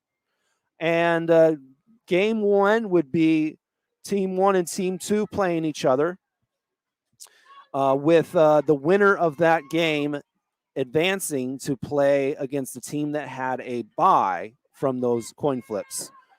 And then a winner from that game is decided. And the loser, that winner gets a bye all the way to week 10. Now, the loser of this second game plays against the loser of the first game in a game 3, if necessary. And in that event, you would have... so all this is to say that this 3-way tie, the top 2 teams of that 3-way tie get a bye all the way to week 10. That's the point. Now, the third team, the team that loses in this potential seeding game that would occur on Wednesday, or 2 or 3 of these games back to back with 10-minute halves of each one, the loser of that game is to play for a chance to move on to week 10. So the top 2 will get that bye all the way until week 10. They skip the Metro playoffs, all that kind of stuff. Now, the loser between those 3, Garfield, Rainier Beach, Seattle Prep, and this all happening if Prep wins this game, they would be hosting at Memorial Stadium on Saturday. So next Saturday at 6 p.m., hosting the winner of the Roosevelt versus Lincoln game. And the Roosevelt-Lincoln game is going to occur on Tuesday. So the winner of that game plays whoever of those 3. It's very complicated, but we're trying to explain it to you live here. But you're watching some of the senior night festivities right here on Rainier Avenue Radio. You see the cheerleaders celebrating there. So there it is, to further explain how Metro's seeding 6 teams to the round of 32 in week 10. But if Rainier Beach wins this game, they and Garfield will skip all the Metro playoffs and go all the way to week 10. They get the bye. They'll join Eastside Catholic and O'Day in that. So all 4 of those. But if Prep wins the game, that scenario that I just described will go down with the seeding games going down on this Wednesday, the 27th.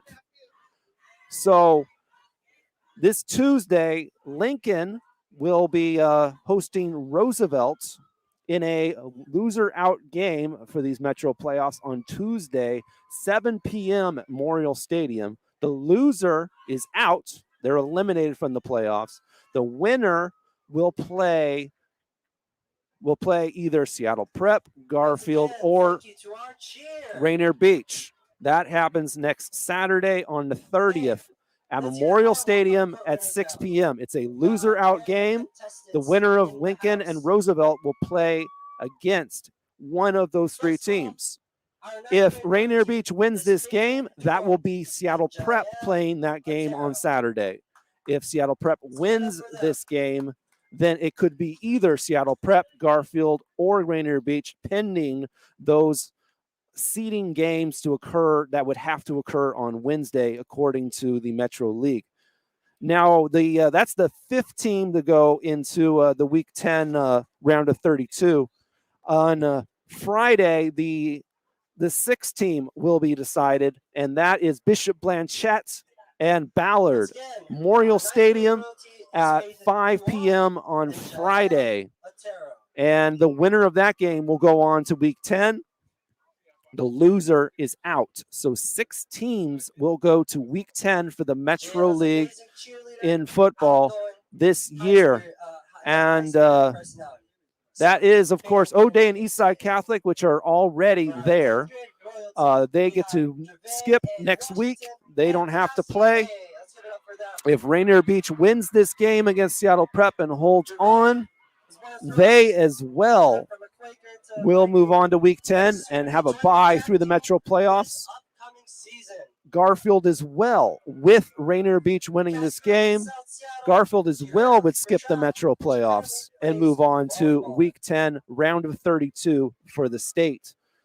All those games, of course, will be seeded on the Monday following next week. So that would be on the 1st. The round of 32 will be decided. But the Metro has to decide. There's 6 teams. And like we said, O'Day, Eastside Catholic, they have clinched their berths. They're going to Week 10. But Rainier Beach and Garfield are both waiting in the weeds right now.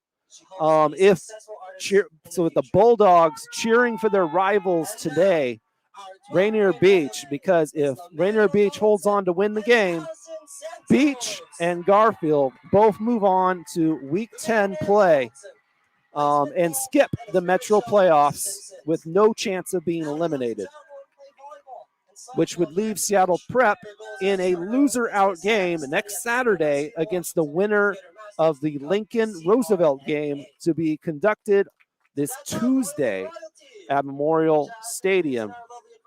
And that right there being decided on Tuesday, Memorial Stadium, 7 p.m., Lincoln versus Roosevelt. But if Seattle Prep, Rainier Beach, or Garfield will take place in the loser-out game against Lincoln Roosevelt next Saturday at Memorial Stadium at 6 p.m. The loser is out. The winner moves on to the Week 10 round of 32. And the other member decided to be going to the round of 32 for the Metro League will be Bishop Blanchette and Ballard, taking place Friday at 5 p.m. Loser out game. The loser will be eliminated. The winner will move on to the state round of 32, Week 10. That is how the Metro League is going to be deciding things right there. So Garfield, Rainier Beach, watching to see if both of these teams will get their bye and move on to Week 10 if Rainier Beach can hold on. And Prep fighting for a chance to get a bye through next week. Although they would have to play the seeding games if they win on Wednesday. Earlier today, after all of that explanation, as you're watching the senior night festivities live on your community radio station, Rainier Avenue Radio, with Rainier Beach leading by 2 scores over Prep, 27-14. Earlier today, Anacortes defeated in a big way against Chief Self. That game not being no contest, winning 28-3 as Chief Self loses on the road in their final game of the season. Yesterday, Bishop Blanchette in a non-league game took on 4A's number 16 Bothell, and they got hammered 46-21 in that one right there. Bothell defeating them in their last game of the regular season. But Roosevelt was able to defeat West Seattle 27-10. And with that win, it gave Roosevelt a chance to have a chance in the Metro League playoffs with their win over West Seattle 27-10. They will play Lincoln on Tuesday in a loser-out game. But West Seattle, with that loss to Roosevelt, was eliminated from contention to move on in the Metro or even the state playoffs.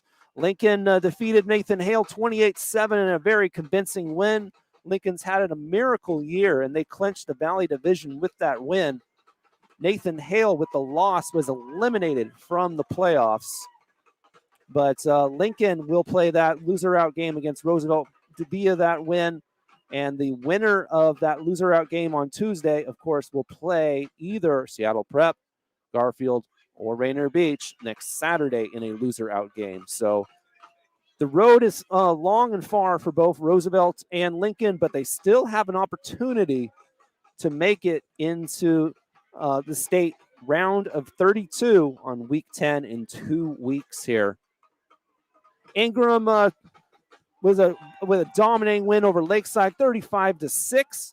And Franklin, a very close win over Cleveland, 10-6 in their final regular season game. Franklin, unfortunately, was eliminated from the playoffs due to Lincoln's win, but a great season by the Franklin Quakers, who played a lot better than a lot of people expected them to. So much props to Franklin on that win right there. You're watching some of the scenes here from Southeast Athletic Complex, Rainier Beach's home field, and a home game for Rainier Beach to close the regular season over their rivals Seattle Prep, 27-14 here at the half. Taking a look at some of the some of the top 20 action right here on 3A play. Number 1, Bellevue ended the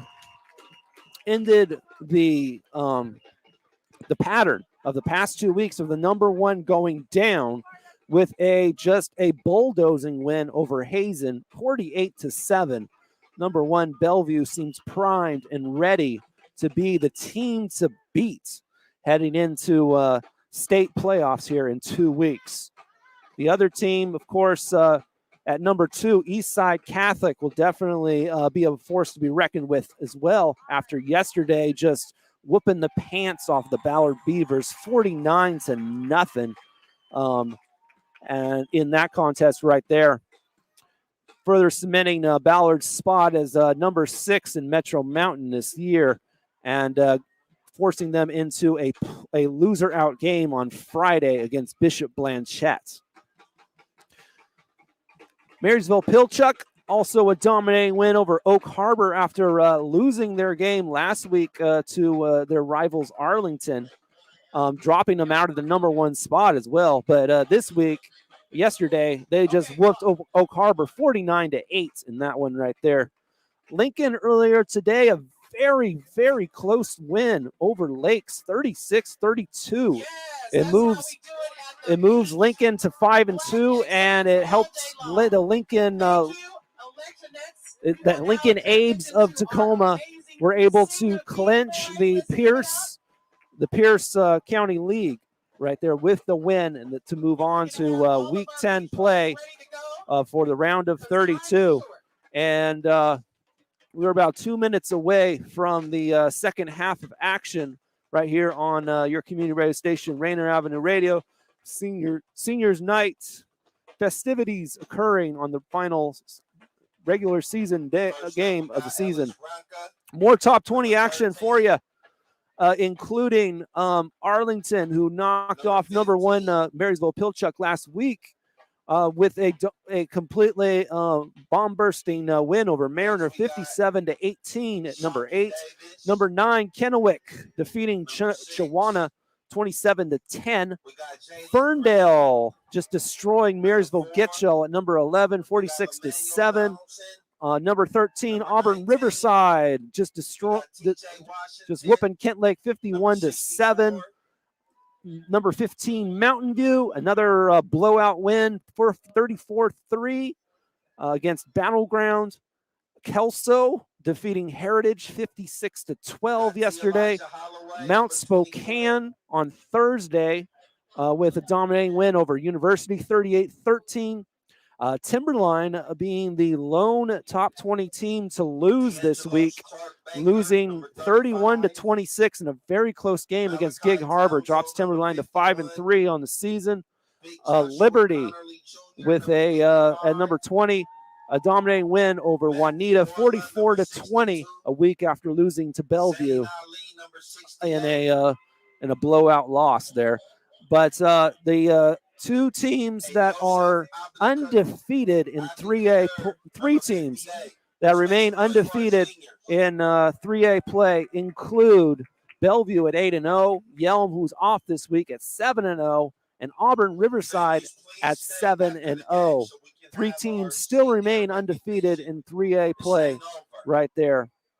We would like to invite you to, if you're getting your ballots in the mail already, and you're interested about the King County executive position, we'll be broadcasting that debate live on Rainier Avenue Radio this Wednesday at 5 p.m. Between the incumbent Dow Constantine, who's running for his fourth consecutive position, his fourth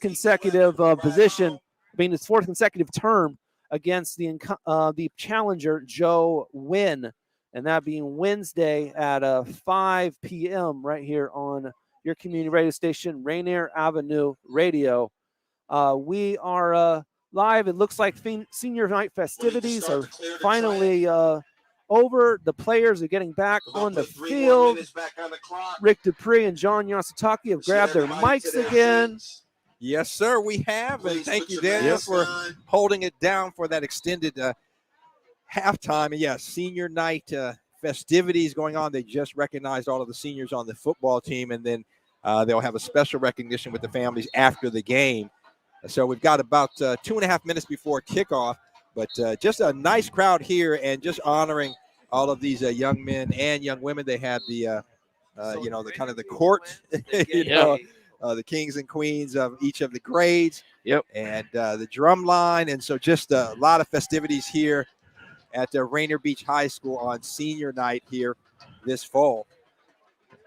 So, John, you take a look at the first half, and an exciting first half. And Rainier Beach, again, leading 27-14, a big goal line stand there at the end of the second quarter to maintain that lead.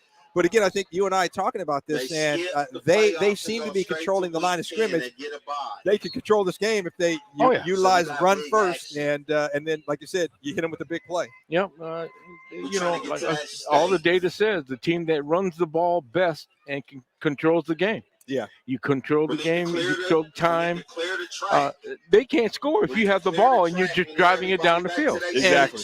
And you got the lead, and that's going to run the clock down. Exactly. And the psychological standpoint is this. I would rather take a ball and drive it completely down the field. The other team finally gets to the point where they say, hey, we can't stop them. Right, yeah. You go 90 yards or 80-yard drive, and you say, hold it, we cannot stop this team. And that's exactly what happens. So no, you're absolutely right. So the scoring started out at 8:30, the 8:39 mark of the first quarter, and Braden Smith to Jack Velling for a 17-yard touchdown pass, giving Seattle Prep a 7-0 lead. But then at the 6:43 mark, Rainier Beach came back, and quarterback Zach Gaudiz, he found his receiver. Excuse me, I should say Chance Gaudiz. Forgive me. Found his receiver Shockey Davis for a check that. Found Jalen Green for a 29-yard touchdown pass that tied it up, and then in the second quarter, a 48-yard touchdown pass to Shockey Davis gave Rainier Beach a 14-7 lead, and then Seattle Prep came right back, and that combination of Braden Smith to Jack Velling, and that was a 6-yard touchdown pass. That tied the score at 14. And then Rainier Beach had a couple of quick scores right after that. That was at the 6:43 mark of the second quarter, John. Then at 5:21, so less than 2 minutes later, 34-yard touchdown from Chance Gaudiz. And he found Ellis Bronca for the touchdown. And that gave Rainier Beach a 21-14 lead. Then the Vikings came right back, and Scott Trey Humphrey, after the turnover, a 1-yard touchdown run to give Rainier Beach a 27-14 lead. And they drove that ball on the ground. 90% of there were 2 pass plays, but those turnovers, trading turnovers. And if you deduct the number of penalties against the yardage gain, I think we'd be dead even.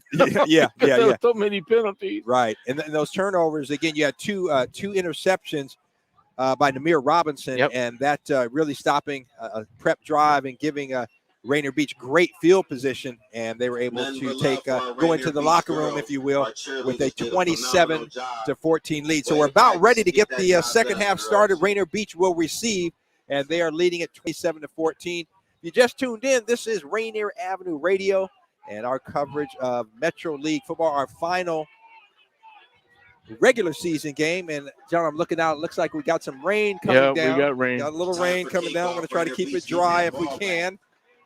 But rains are coming, and all the more reason to keep the ball on the ground. Exactly. And like I said, I think if Corey realizes what he did the last few minutes of that second quarter, just before halftime, how he controlled the game from the run.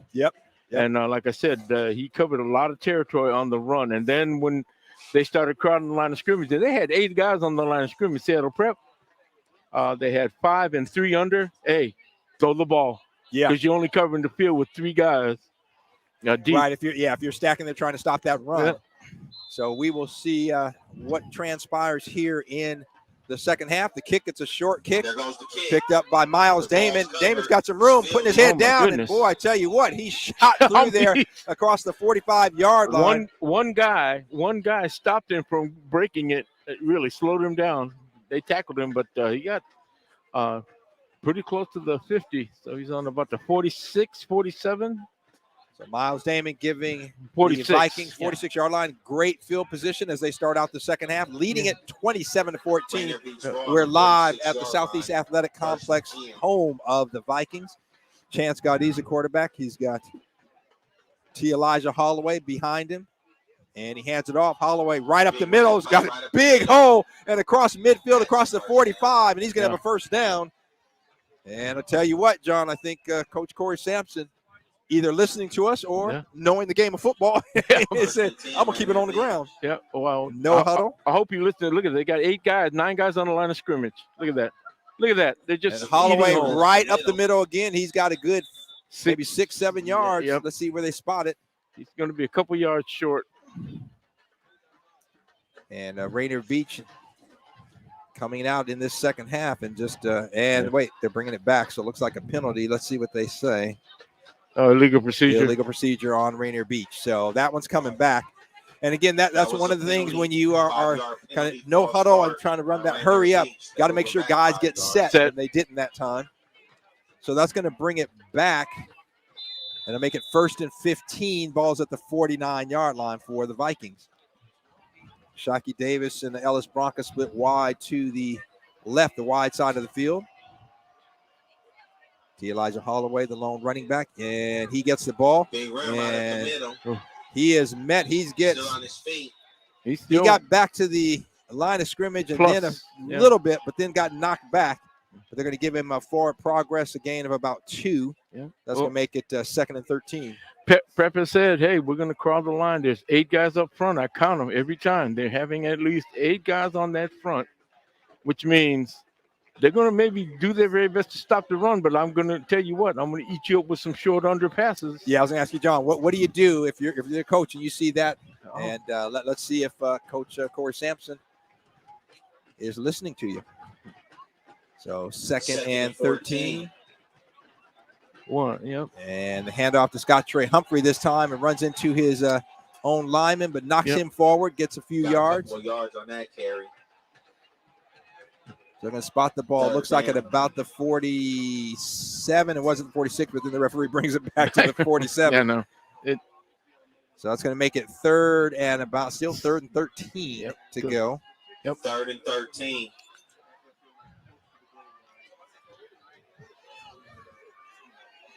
So now trips to the left, and the lone receiver to the right is Jalen Green. Oh, see, they're dropping back. Yep, now they're dropping back. It's back to pass. And over the middle, and there was contact, and there's no flag, John. And there was contact before the ball got there. And, but no call. Early contact. Right yeah. There. But he was there. Yeah. Now, there's a flag back at the 48-yard line, though, so let's see what they call. But, yeah, that was a clear – John, looked like a clear pass interference that was not called. Yeah. But it's the flag back behind the line of scrimmage of the 48-yard line, so let's see what the call is. Looks like it's going against Rainier Beach.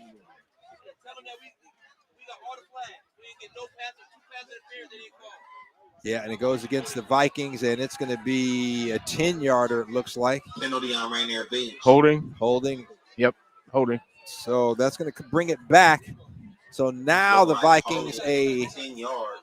3rd and 23 to go out. More than that, it looks like. They've got to get all the way down to the 34-yard line, and they're on their own 38-yard line. That's pretty close to 3rd and 30. 26, about 28, Yeah. So it's the flag went back from the spot of the foul, not 10 yards from the line of scrimmage. So that's why it's a little bit more. So So Gaudi's looking. He's got a big rush coming in. They got the screen. Oh, it just overthrows it. They had a screen set up, John. Yes. Oh, and Gaudi's is going to kick himself because he had a lot of pressure coming. Yeah. And just threw it over the head of Scottrey Humphrey. Yep. And Humphrey had the big hogs in front of him. He had Oh, blockers man. in front, and it was He'd like still be running. and their secondary was backing up, so you've got a cushion. As they said, they created their own bubble, the defense, and they would have been running room for days. It was a great call, great play, and they just couldn't execute it, unfortunately. So that makes it 4th down. The punting unit is on and deep, back at about the 25-yard line is the Prep receiver. Rush coming in, almost blocked, gets it off, and coming up and fielding the punt right at the 35-yard line was Nick Matthews. So the Panthers will take over their first offensive possession, John, here in the second half, trailing 27-14, 9:07 left to play in the third quarter. Did a good job of getting the ball off, but what I don't understand is most kickers are kicking 12 plus, 10 plus 2 off the line of scrimmage. He's about 9 yards off the line of scrimmage, which means he's really close. And his personal protectors were crowded around him too. So yeah, he was lucky to get that off. He was lucky to get that off. So Seattle Prep, Braden Smith in the gun, 2 receivers to his right, lone running back behind him. Yeah. And the handoff. Well, Braden Smith pulls it out, running to his right and nowhere to go. They got it. Yep. He's going to lose about 5 yards. So Rainier Beach not fooled. Good job on that. And actually, it's going to go back to about the, let's see where they spot it, John, on the 20 or about the 30. Pretty close to 5. He lost 5 on that. Good contain. Yeah, Good contain. So back to about the 31-yard line. Got to go all the way out to the 45 for a first down. Trips left. They got 3. Smith pass over the middle and well covered. It's complete to Reed Johnson. Johnson back to about the original line of scrimmage. Yep. Maybe a little bit more. Couple yards off. Yep. So it'll be a 3rd and 8 to go. Ball's at the 36-yard line. 3rd and 14. They got double wideouts, and both sides. Don't listen to the PA announcer. It's 3rd and 8, not 3rd and 14.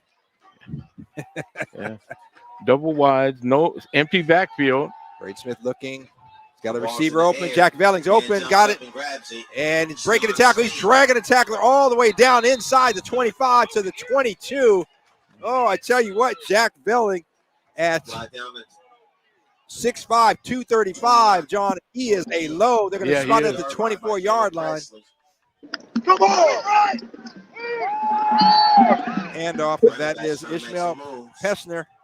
And Brett Pessner all the way to the other side of the field is going to get maybe 4 yards, John. So ran a long way for not a big gain. That's a really long way to run to gain maybe 3 yards. Yeah, let's see where they spot it. 2nd and 7. Yeah, that's it. 3 yards.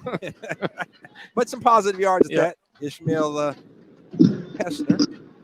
Triple left. They got 3 eligibles left. Smith got a receiver. He's got Velling. It's high. It's going to be intercepted. Picked off. Oh, good play. And that was Caleb Presley there. Presley with the interception. That would have been a questionable pass anyways. He was covered. He was well covered on that series. Yeah. And a little high and behind Velling. Velling is 6'5", couldn't get to it, but Presley was there. Right there. And Caleb Presley with the interception. So Rainier Beach will take over 1st and 10 on the 21-yard line, leading 27-14, 7:36 left to go in the third quarter, John. His ideal position was on the inside shoulder, which is where you want to be on that kind of a pass, because that pass was over the outside shoulder, was on the inside shoulder, so he made the good interception. 1st and 10. They're crowding the line. So Gaudi's hands it off to. If he breaks through, almost.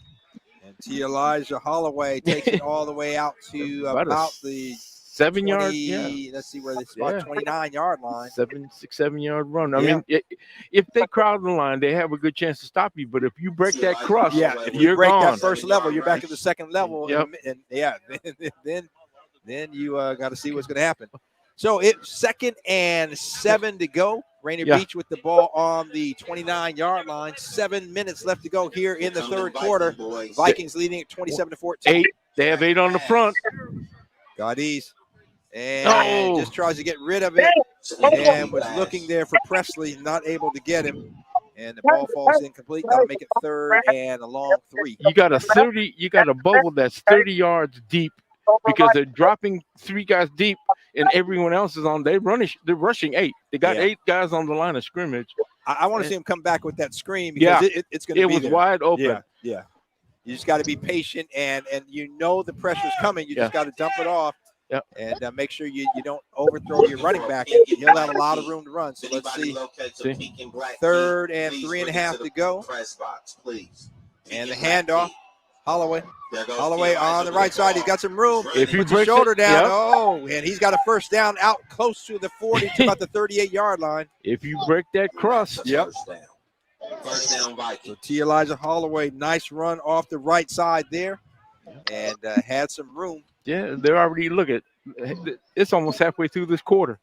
6:30. Yeah. Keep the ball on the ground. On the ground. Keep that clock running. I ain't mad at him, John. Yep. All right, 1st and 10 for the Vikings. They got 8 on the line again. Scott Trey Humphrey across the 40. And he's going to be stopped right at about the 40, maybe the 41. Let's see where they spot it. Yep, right at the 41-yard line. So a 3-yard pickup there. It's interesting how the referees always take the ball and move it back just a little bit from where the running back is down. A little screen out. That's Presley. He's got one man to beat on the right side. Is that? And flag. The flag. I think they're going to call either a hold or a block in the back. A block in the back. Yep. But that was Ellis Bronca. Forgive me, I said Presley Ellis Bronca. He got it and kind of that little bubble, and he was off and running down the sideline. Let's see what the refs say. Who's this one again? So we'll see what happens. They're going to bring it back.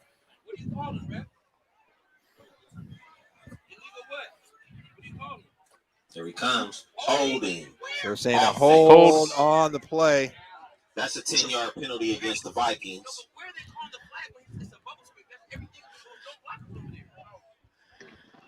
So let's see where the hold. So they're bringing it back to the 39-yard line, rather. So to make it 2nd and 9 to go. 2nd and 13. It's 2nd and 9. Second and 9, not 2nd and 13. So again, the holding is from the spot of the foul. This didn't hurt that bad. Yeah, but I mean they did have a 3rd and a 2nd and But he now timeout on the field. If he could have busted a couple of tackles, he would have been gone. He Yeah. would still be running now into the end zone because there was really nobody over there. He had a lead blocker out there too.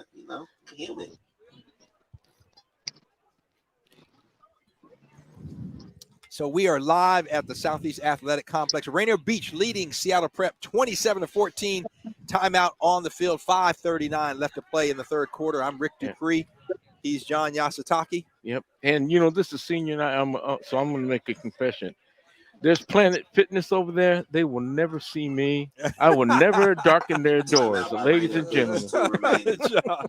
I may not go to Planet Fitness, but I'll go to Columbia City Fitness Center. Bull Stewart. Oh, yeah, Bull Stewart. Lozelle, Thomas Stewart, and they have been owners of Columbia City Fitness for years. And they got that other place on Jackson Street. Yep, they have a second location there on Jackson. Yep. And Bull Stewart, you may remember him as his twins, Loderick and Roderick, great basketball players here at Rainier Beach. His grandson, Jalen Stewart, is a pretty high recruit over at Garfield High School. I believe will be a junior this year, 6'5", and he can play on that hardwood. Yeah, he had the other son was at the University of Washington too, playing basketball. Yeah. So Hakeem. Yeah, Hakeem, right. And the pitch open. Holloway on the right side, stiff arms, but is brought down. About 6-7 yards. He's going to have it out to about the 43, so he'll make it 3rd and about 5 to go. Yep, good run. Yep, they spotted at the 44. So it'll be 3rd and 4 to go. I don't want to say speed kills, but speed is the only thing that got him around that corner. Yeah, because they stretched it, but he had speed. Like I said, outrun some of that. Yes, RB running backs are they are really gifted. Speed, quickness. They make nice cuts. They got good body control. Yeah, I talked about T. Elijah Holloway and Scott Trey Humphrey, and Holloway back And now Gaudi's looking. He's looking for Jalen Green. It's deep. Green is there. Oh, great! One hit. Oh, couldn't pull it in. It looked like he pulled it in. And then as he hit the turf, it came out. Yeah, it would have been a great one-handed catch by Jalen Green. So incomplete. That'll make it 4th and 4 to go. Ball's at the 44-yard line. So, John, if you're a coach, Corey Sampson, are you going to punt it or do you go for the first down here? You're on your own 44-yard line. I think if I'm going to take a chance. I'm controlling the ball and controlling the game. Take a chance. Because if I get the ball now and I drive it, I'm going to eat up the most of this quarter. Yeah, that puts them in the hole. Then here you go. And that's what they're doing. And they really haven't stopped him effectively on offense. So 4th down. There's some movement. Let's see. That kills you though. Yep.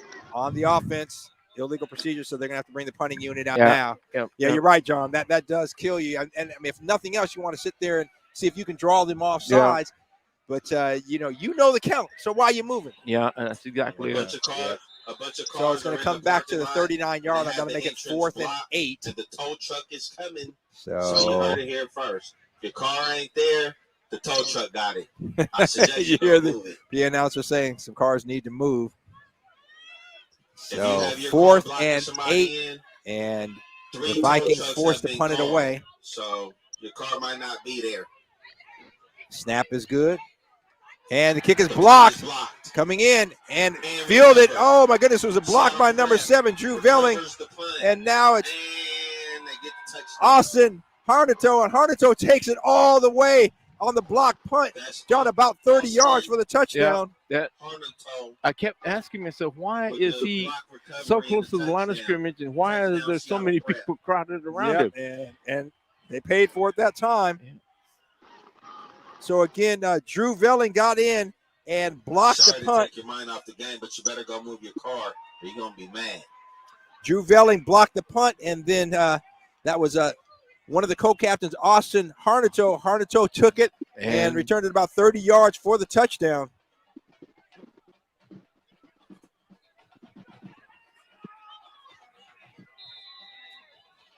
And, John, again, we talked about this week in and week out. And special teams. Special teams.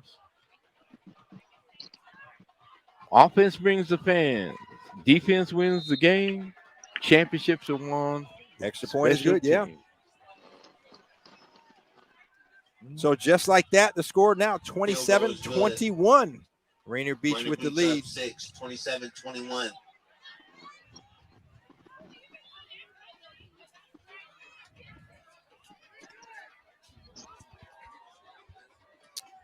So 4:29, and boy, John, what a turn of events. The block punt and then caught in the air by senior co-captain Austin Harnato, and Harnato takes it in for the touchdown.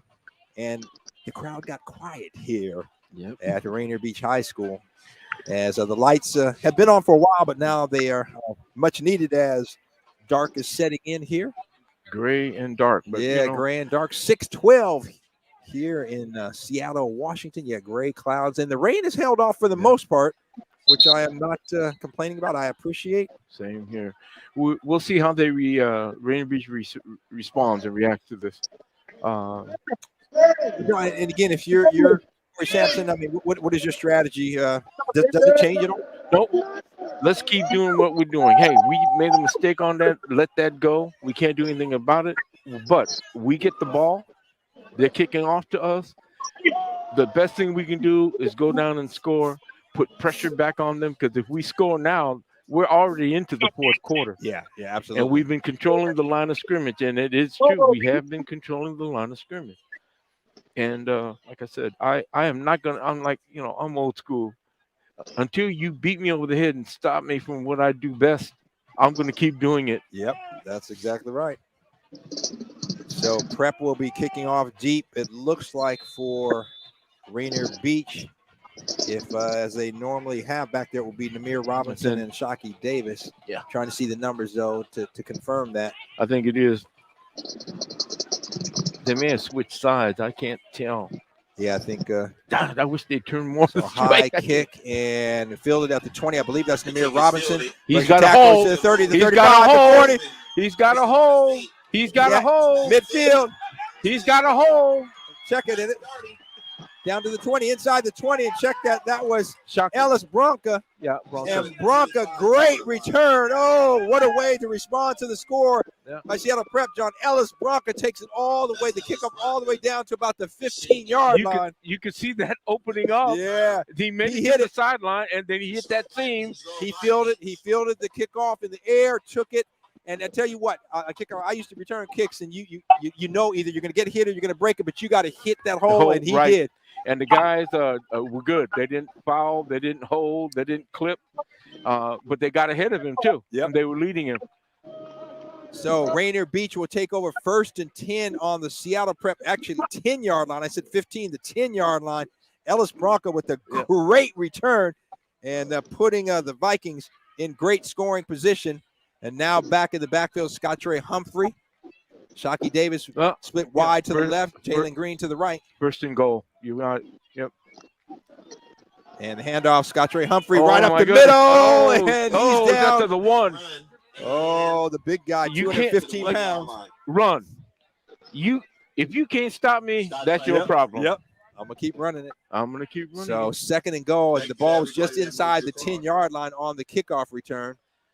And so right now, 2nd and goal, ball's at about the 1. Scottre Humphrey again. He walked in untouched. Untouched. Off tackle, too. Direct handoff, nothing fancy. Again, stop me. Stop me. If you can't stop me, that is your problem. Yep, that's exactly right. Nothing fancy. Direct handoff, just probably zone blocking. Take my man, take him in, take him out, wherever he is. The back does the rest, and he didn't even get touched. Yeah. So, John, I tell you what, we were talking about what do you do if how do you respond? Well, Rainier Beach responded, and to tell you what, in large part, goes to they were going for 2. Going for 2, and it is stopped. So, no good. So that makes it 33-21. Is there a flag on the play? Well, hold on. May have a flag. But anyway, I was saying in large part to Ellis Bronca, the great return on the kickoff to give Rainier Beach great field position at the 9. And they took it in, took advantage of it, and that's what you want to do. Well, like I said, just like you said, when you see that seam open up, you got to hit that hole, and he did. And these kids are so quick. These Rainier Beach running backs, they are super quick, and they know how to cut. They know how to take that seam and go up. But no doubt, we talk about zone blocking. I've mentioned that a couple times. It's the simple principle of zone blocking is this: you either block the guy over you, the person inside of you, and if you don't have somebody inside of you or on you or inside of you, go for the linebacker. Everywhere I go, I see you.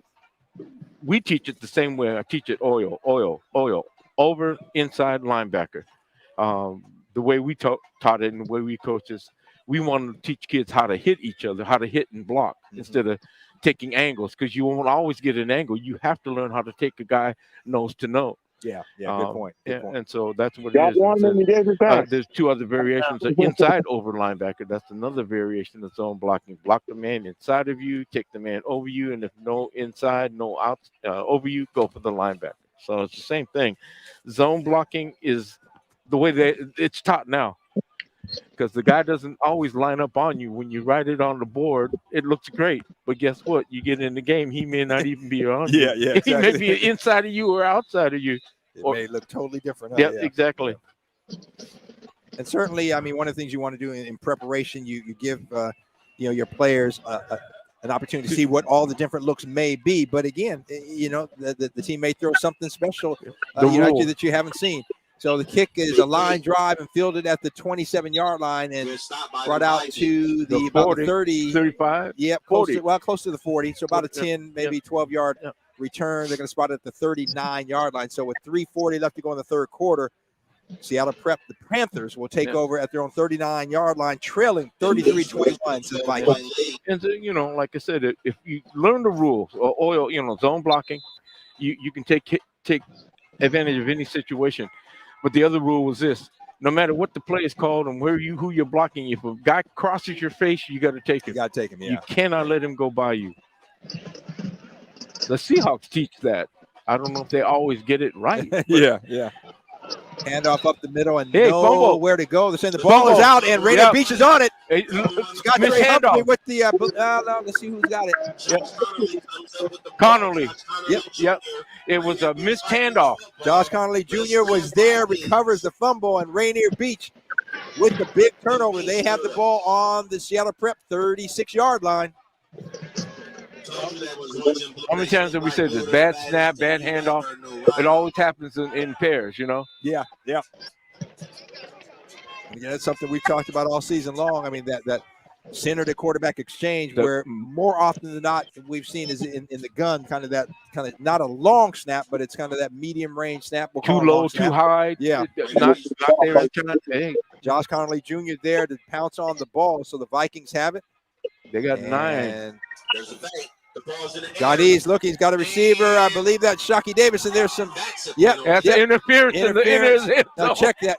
That was Ellis Bronca. Yeah, but he got held. Yeah. So Bronca was there. The pass came down, and there was contact right there, and it was right around the goal line. So it's 15. Unless it's in the was it in the goal? It wasn't in the end zone. It looks like it was. Let's see. The referees are conferring, so we'll see what the call is going to be. Because it'll be 15 from the line of scrimmage. But if it's in the end zone, my understanding is it'll be 15 yards. Yeah. Yep. It's not a spot foul. Yep. Interference. Yep. So that's a call. Yep. Pass interference on the defense. 15 yards. So now Rainier Beach, let's see where they spot the ball. And from the 36, 37-yard line, that should take it down to about 22. 20, 21, 22. There it is, 20. We got a big penalty Pretty on close. that play. Rainier Beach will close to that end zone. Pass interference, they go back to the line. Line of scrimmage, 15 yards. It's not a spot foul. I thought he was in the end zone, though, you know. But so first down, they got the ball on the 22-yard line, it looks like. Yep.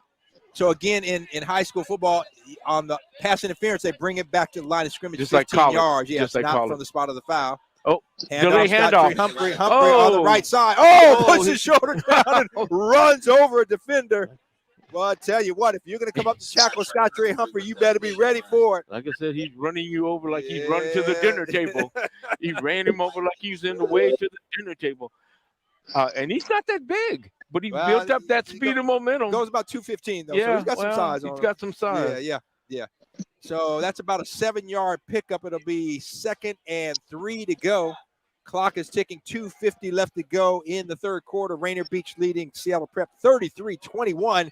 You're listening to it right here live on Rainier Avenue Radio.world, or you may be on Facebook, YouTube, or Twitch. And Godis pass. Oh, and a great defensive play there, knocking the ball away. And I want to say that was number 32, if I'm not mistaken, Miles Campbell.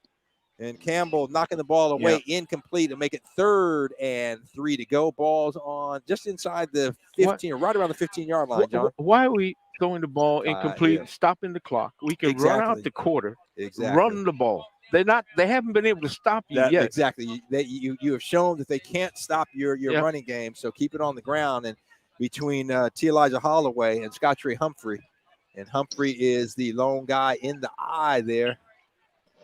One receiver split wide to the right, another to the left. 3rd down. And the handoff, Humphrey. He's right up the middle. He's across the 5-yard line inside. Scott Trey Humphrey, I'll tell you what, that's a load coming down at you, baby. We call it O gap on either side of center. Some people call it A gap. That's all they're running. Straight handoff, direct handoff, right up the gut. And there it is one more time. Scott Trey Humphrey. It should be a touchdown. Waiting for Pretty the call. close. And just short. Saying just to the goal line, so it's going to make it 2nd and goal. Right at the goal line. Look, it's almost what? You're burning up. You've already burned up 3 minutes. There'll be a minute plus left. There it is. He's in. And I believe. Yeah, touchdown. Do we have a call yet? Yeah, yep. Touchdown. And was that Chance Godis, the quarterback, QB sneak? Yep. I believe. And one referee is saying touchdown. He's holding the hands up. So touchdown at Rainier Beach. Quarterback Chance Godis with the sneak. and took it Chance in. Guadez, the quarterback keeper. Oh, Guadez, for the Guadez. touchdown. Let's make some noise for Chance Guadez.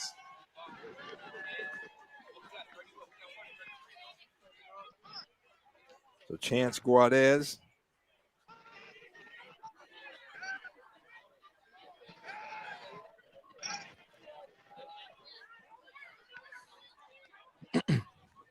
One yard. They'll call it 1 yard touchdown. And that gives Rainier Beach a 39-21 lead here. They'll go for, let's see, are they going for 2? Looks like they are, John. Going to try to go for 2 here. Yeah. I mean, a minute 40 left to go in the quarter.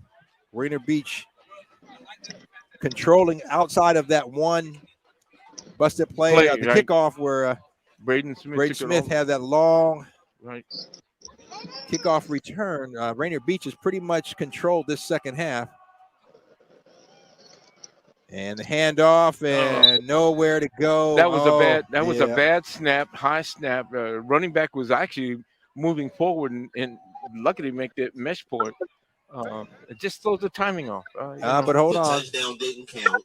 Oh, okay. Penalty on the play. Wait a minute. No, they didn't have a penalty. It was a set. It says okay, reset for the extra point. And the pass out and over incomplete. The hand. Yep. So the extra point, no good. 2-point try. I believe. Hold on, I'm trying to see. John, are they saying? No, they're running series of plays. So okay, actually, they're saying the touchdown was no. Okay, no. Yeah. So the no touchdown, and I don't know if there was a penalty. We apologize. We thought Chance Gottes had gotten in on a quarterback sneak, and now the score's back to 33. Yeah. So 4th and goal. The ball's on the. Let's see where they spot it. So I apologize. We did not get the signal. I heard the scoreboard showed the wrong score. Yeah, the scoreboard showed there was a touchdown. So no explanation. Not sure exactly what the call was, but 4th and goal. Ball's on about the 5.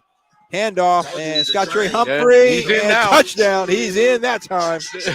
Again, direct handoff, guard hole, guard tackle hole.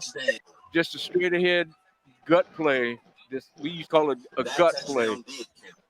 What that meant was you just handed the ball and put it in the gut of the fullback or the halfback. Everyone just blocked man-to-man on the line because they're goal line D. They're either 7 up or 6 up on the line of scrimmage on the goal line. So you block a man-to-man, basically. So Scott Trey Humphrey with his 3rd touchdown of the ball game takes it in. And the extra point try. The snap is good. The kick is up. And it is good. It is no good. It's no good, huh? Okay. Say wide to the right. So the score will be 39. Well, we don't care about extra points now. We're just going to score touchdowns. That's all we want. 39-21. Rainier Beach leading it. A minute 13 left to go here in the 3rd quarter. So this helps if this score continues, based on what our great DB said, Daniel Bellis, that will help Garfield.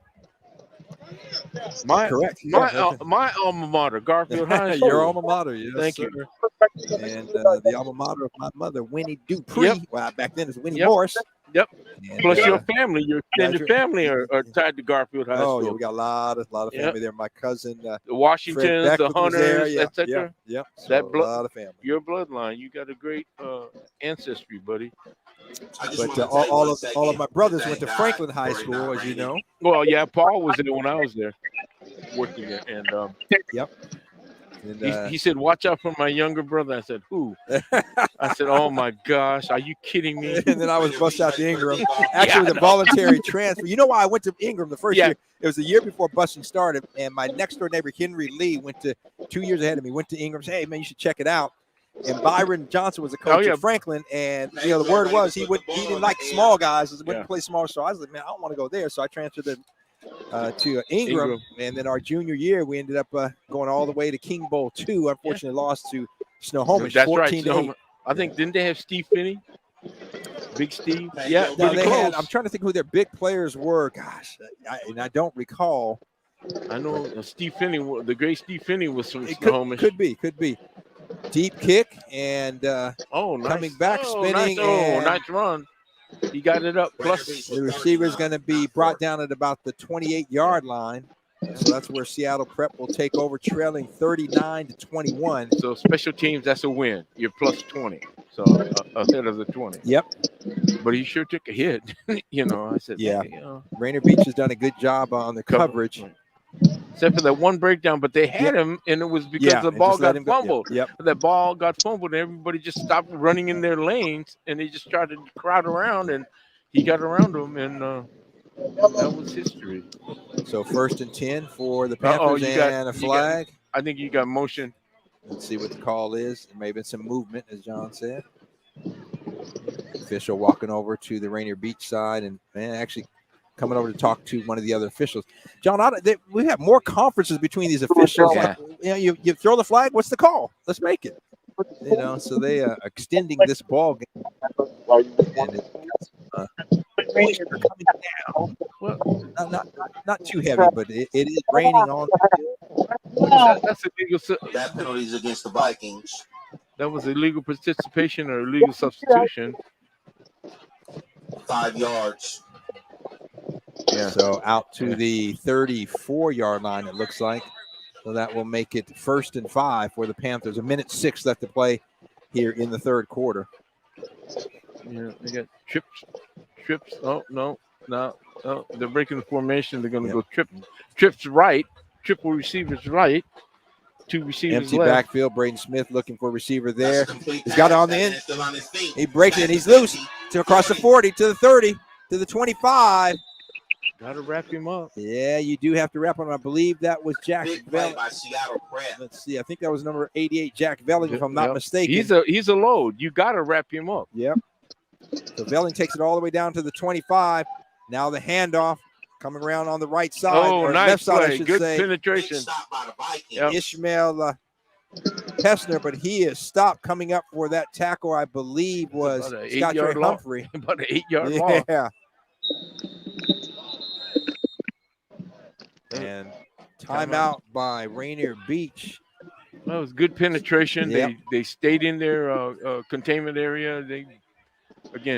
We talk about, remember, beyond the end, defensive end or outside arm and leg free. Don't let anybody hook you or take you inside. I talked it up. So timeout on the field. 29 seconds left to go here in the third quarter. Yeah. And big loss on that first down play, John, like you said, about 8-yard loss, so to make it 2nd and 18. And when I was watching Seattle Prep, when they crowd that line with 8, what they're doing and where they're making a mistake is they are so conscious of Rainier Beach's speed to the outside, they're sliding over and opening holes where Rainier Beach backs are cutting back up through the hole, through the middle. Yeah, we have always taught to keep distance and space. If you're a linebacker, you want to have equal space and equal distance so you don't have backs cutting back on you. Right, yeah. You're looking for that cutback. Yeah, exactly. And that's USC was noted for that. Oh, yeah. On their sweep, their power sweep, and guys would cut back up in the middle. Ricky Bell, all those guys, Braden Smith looking. He's got a receiver wide open on the right side of reception, and I believe that's Velling again. Cross down inside the 20. Big game by Seattle Prep. Yep, I believe that was, 88, Jack Velling. They got to you got to wrap him up. Velling, the big senior tight end, and one of the co-captains, getting it from the other co-captain, Braden Smith, along with Austin Harnato, those are the 3 captains here. And the run, Braden Smith keeping it himself, and Smith, and he's going to be across. Touchdown, Braden Smith, 19 yards, touchdown. Uh-oh. That was a good play. So Braden Smith putting the Panthers on the scoreboard here at the end of the third quarter. Takes it in 19 yards. And that's going to potentially pull the Panthers to within 10. Right now, makes it 39-28. And they will go for the extra point, and they're going for 1, not 2.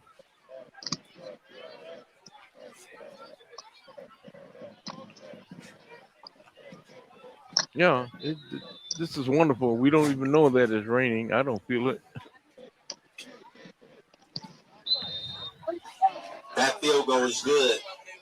And that extra point is up and good, so that makes it 28 to 39. 11-point Seattle differential. Prep is still down. So that means that's 2 scores difference yet still. 39-28, Rainier Beach. Fourth quarter. So that is the end of the third quarter, John. Yep. And with that, again, Rainier Beach leading 39-28. We've got 1 frame left to go here. We're live at the Southeast Athletic Complex, home of the Rainier Beach Vikings. And if we had a statistician, we could give you up-to-date statistics, but we don't. So we don't. We'll just, you want to kick it over to Daniel Bellis? Yeah. Just one more time, given that explanation on what will happen after this game. If Rainier Beach holds on to hold this game, they get that bye through the Metro playoffs to Week 10 for the round of 32 for state. Garfield as well will get that bye as well to move on to the round of 32 of state if the Rainier Beach Vikings hold on and win the game. Right. But if Prep does come back and win the game, there will be some interesting things that will happen, including a inside league coin flip on Monday and some playoff seeding games on Wednesday. And then the loser of both of those games on Wednesday gets to play on Saturday in a loser out game. And so the kick received, and I believe Rainier Beach taking, I believe that was number 5, if I'm not mistaken, Caleb Presley. Nice return by Caleb Presley. Presley brings it out to close to the 30-yard line, which is where the Vikings will take over 1st and 10 on this first possession of quarter number 4. John leading 39-28. Right. And we got rain. We do have rain raining on us. So I'm trying to move not over the, here. not so the Seattle rain, but Seattle rain. Yeah. And John, I'm moving over away from you a little bit so I can stay dry here as much as possible. Yeah, there's a gap coming down. Yeah. Rainier Beach 1st and 10. So the handoff, that's number 11, Taiwan Hillis. Taiwan Hillis. Got him for a loss.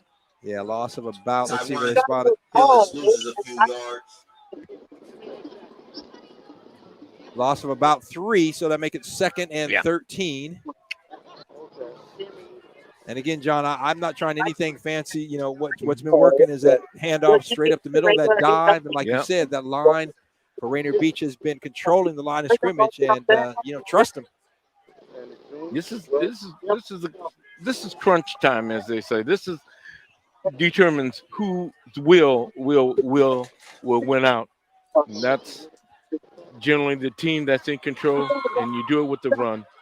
Handoff, and I believe that is Scott Trey Humphrey, and not a lot of room there. He's going to be stopped for maybe a yard gain. A couple yards at most, yeah. So Seattle Prep, again, you could maybe feel a little momentum shift potentially. And, John, I mean, I don't think people understand sometimes, you get that momentum going, and that can really change a ball game. Yep. So it'll be 3rd down, about a yard, pick up maybe 2 on that. So 3rd and 11 to go. Ball's on about the 33-yard line. The Vikings need a 1st down, want to keep a drive going here, leading by 11, 39-28. 10:30 left to play in the ball game. Chance Gotti's got a receiver open. And reception, and that is Ellis Bronca. 1st down. Let's see. It's going to be close. It's going to be really close, yep. It's going to be close. 1st down Vikings. Yep. There's a 1st down. So a good call there. Yep. Chance Gotti took his time. Ellis Bronca got open, and it is a 1st down. 1st down Vikings.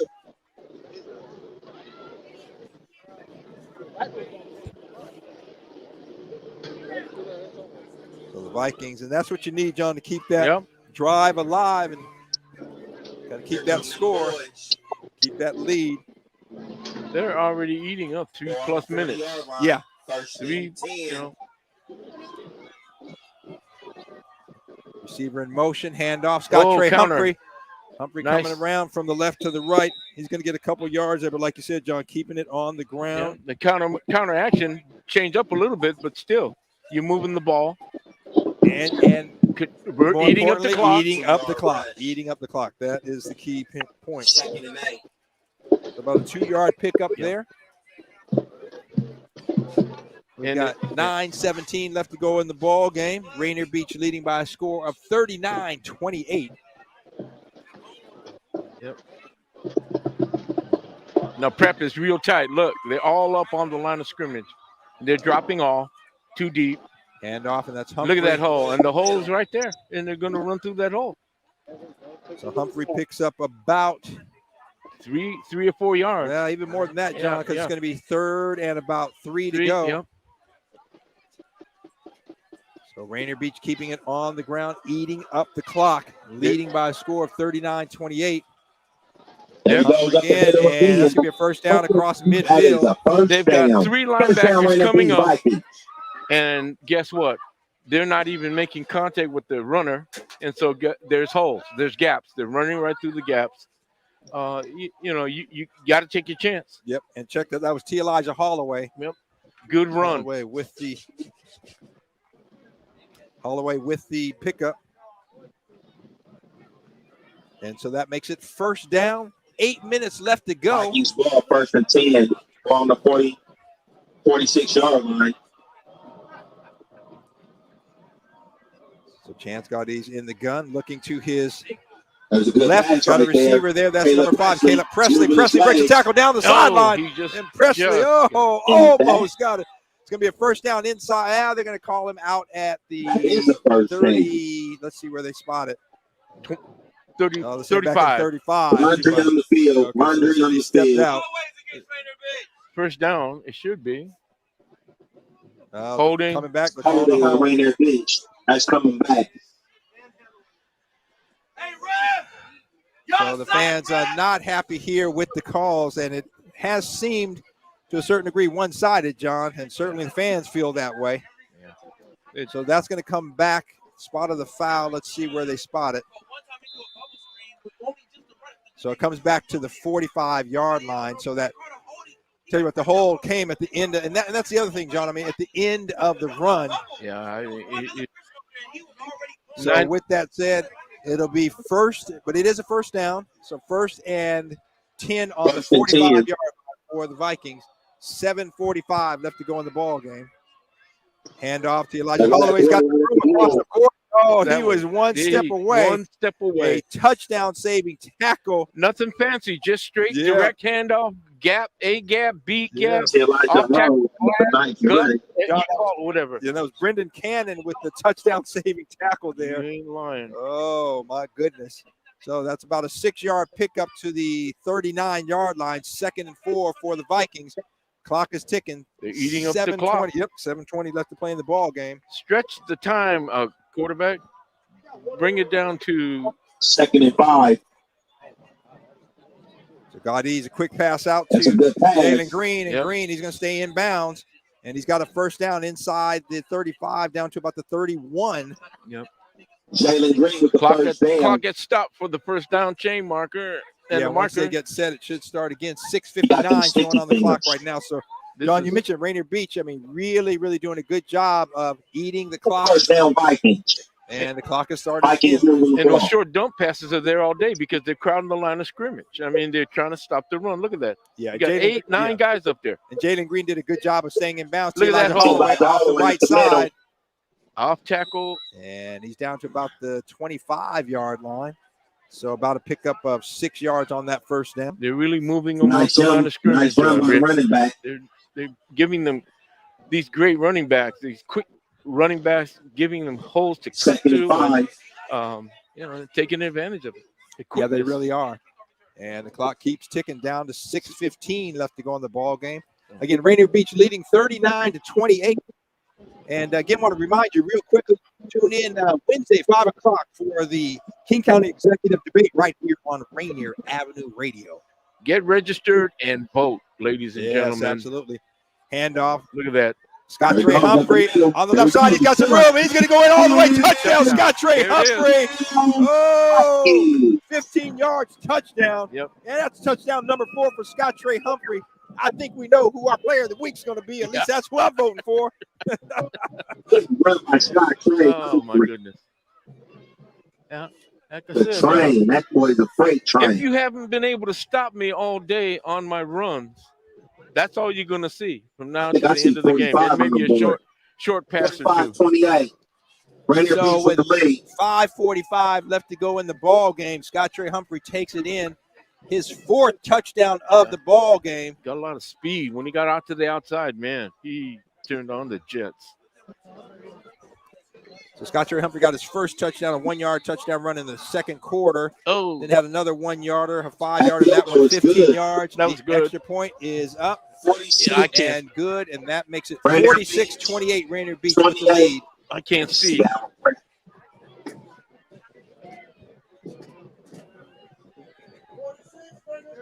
So you got 5:45 left.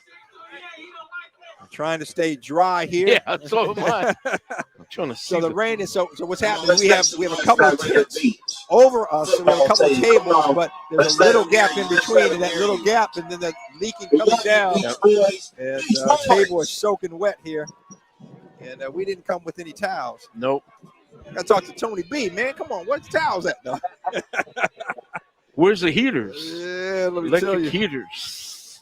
So again, if you just tuned in, we are live at the Southeast Let's make Athletic sure Complex, everybody home remember of that the for the Rainier game. Beach We gotta High School celebrate our Vikings, city. and they are leading 9-0. Seattle Prep with 5:45 left to go in the ball game, 46-28.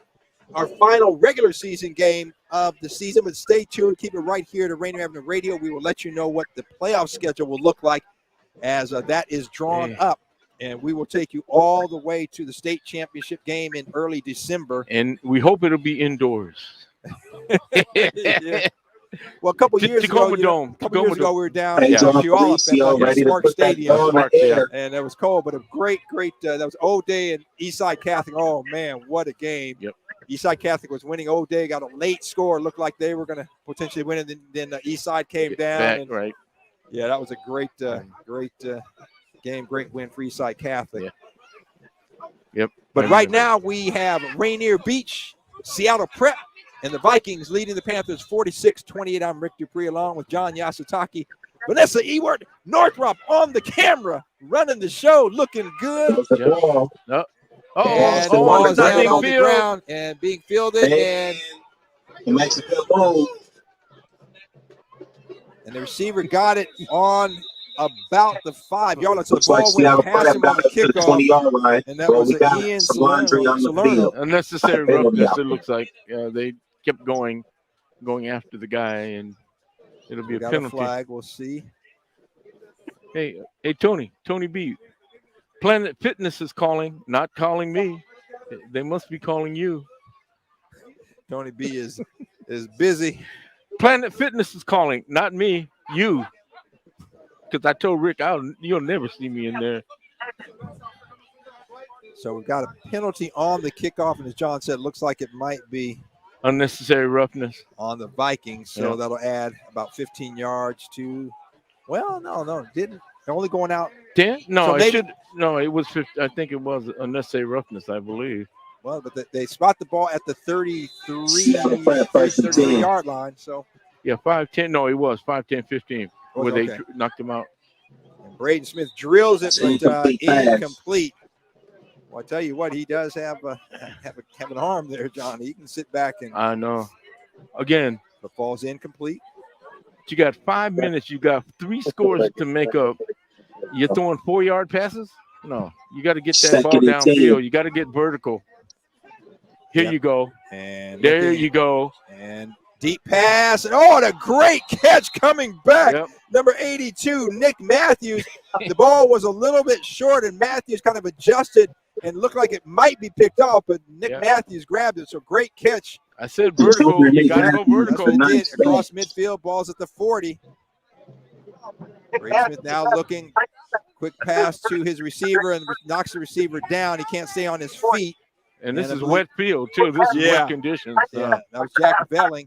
So he gets about a yard, if that. It'll be second, and I'll call it a short 10 for the Seattle Prep Panthers on the 39-yard line of Rainier Beach. You got to get the plays running faster. This is taking 15 seconds. Yeah, off the 16, 17, 18, 19, 20.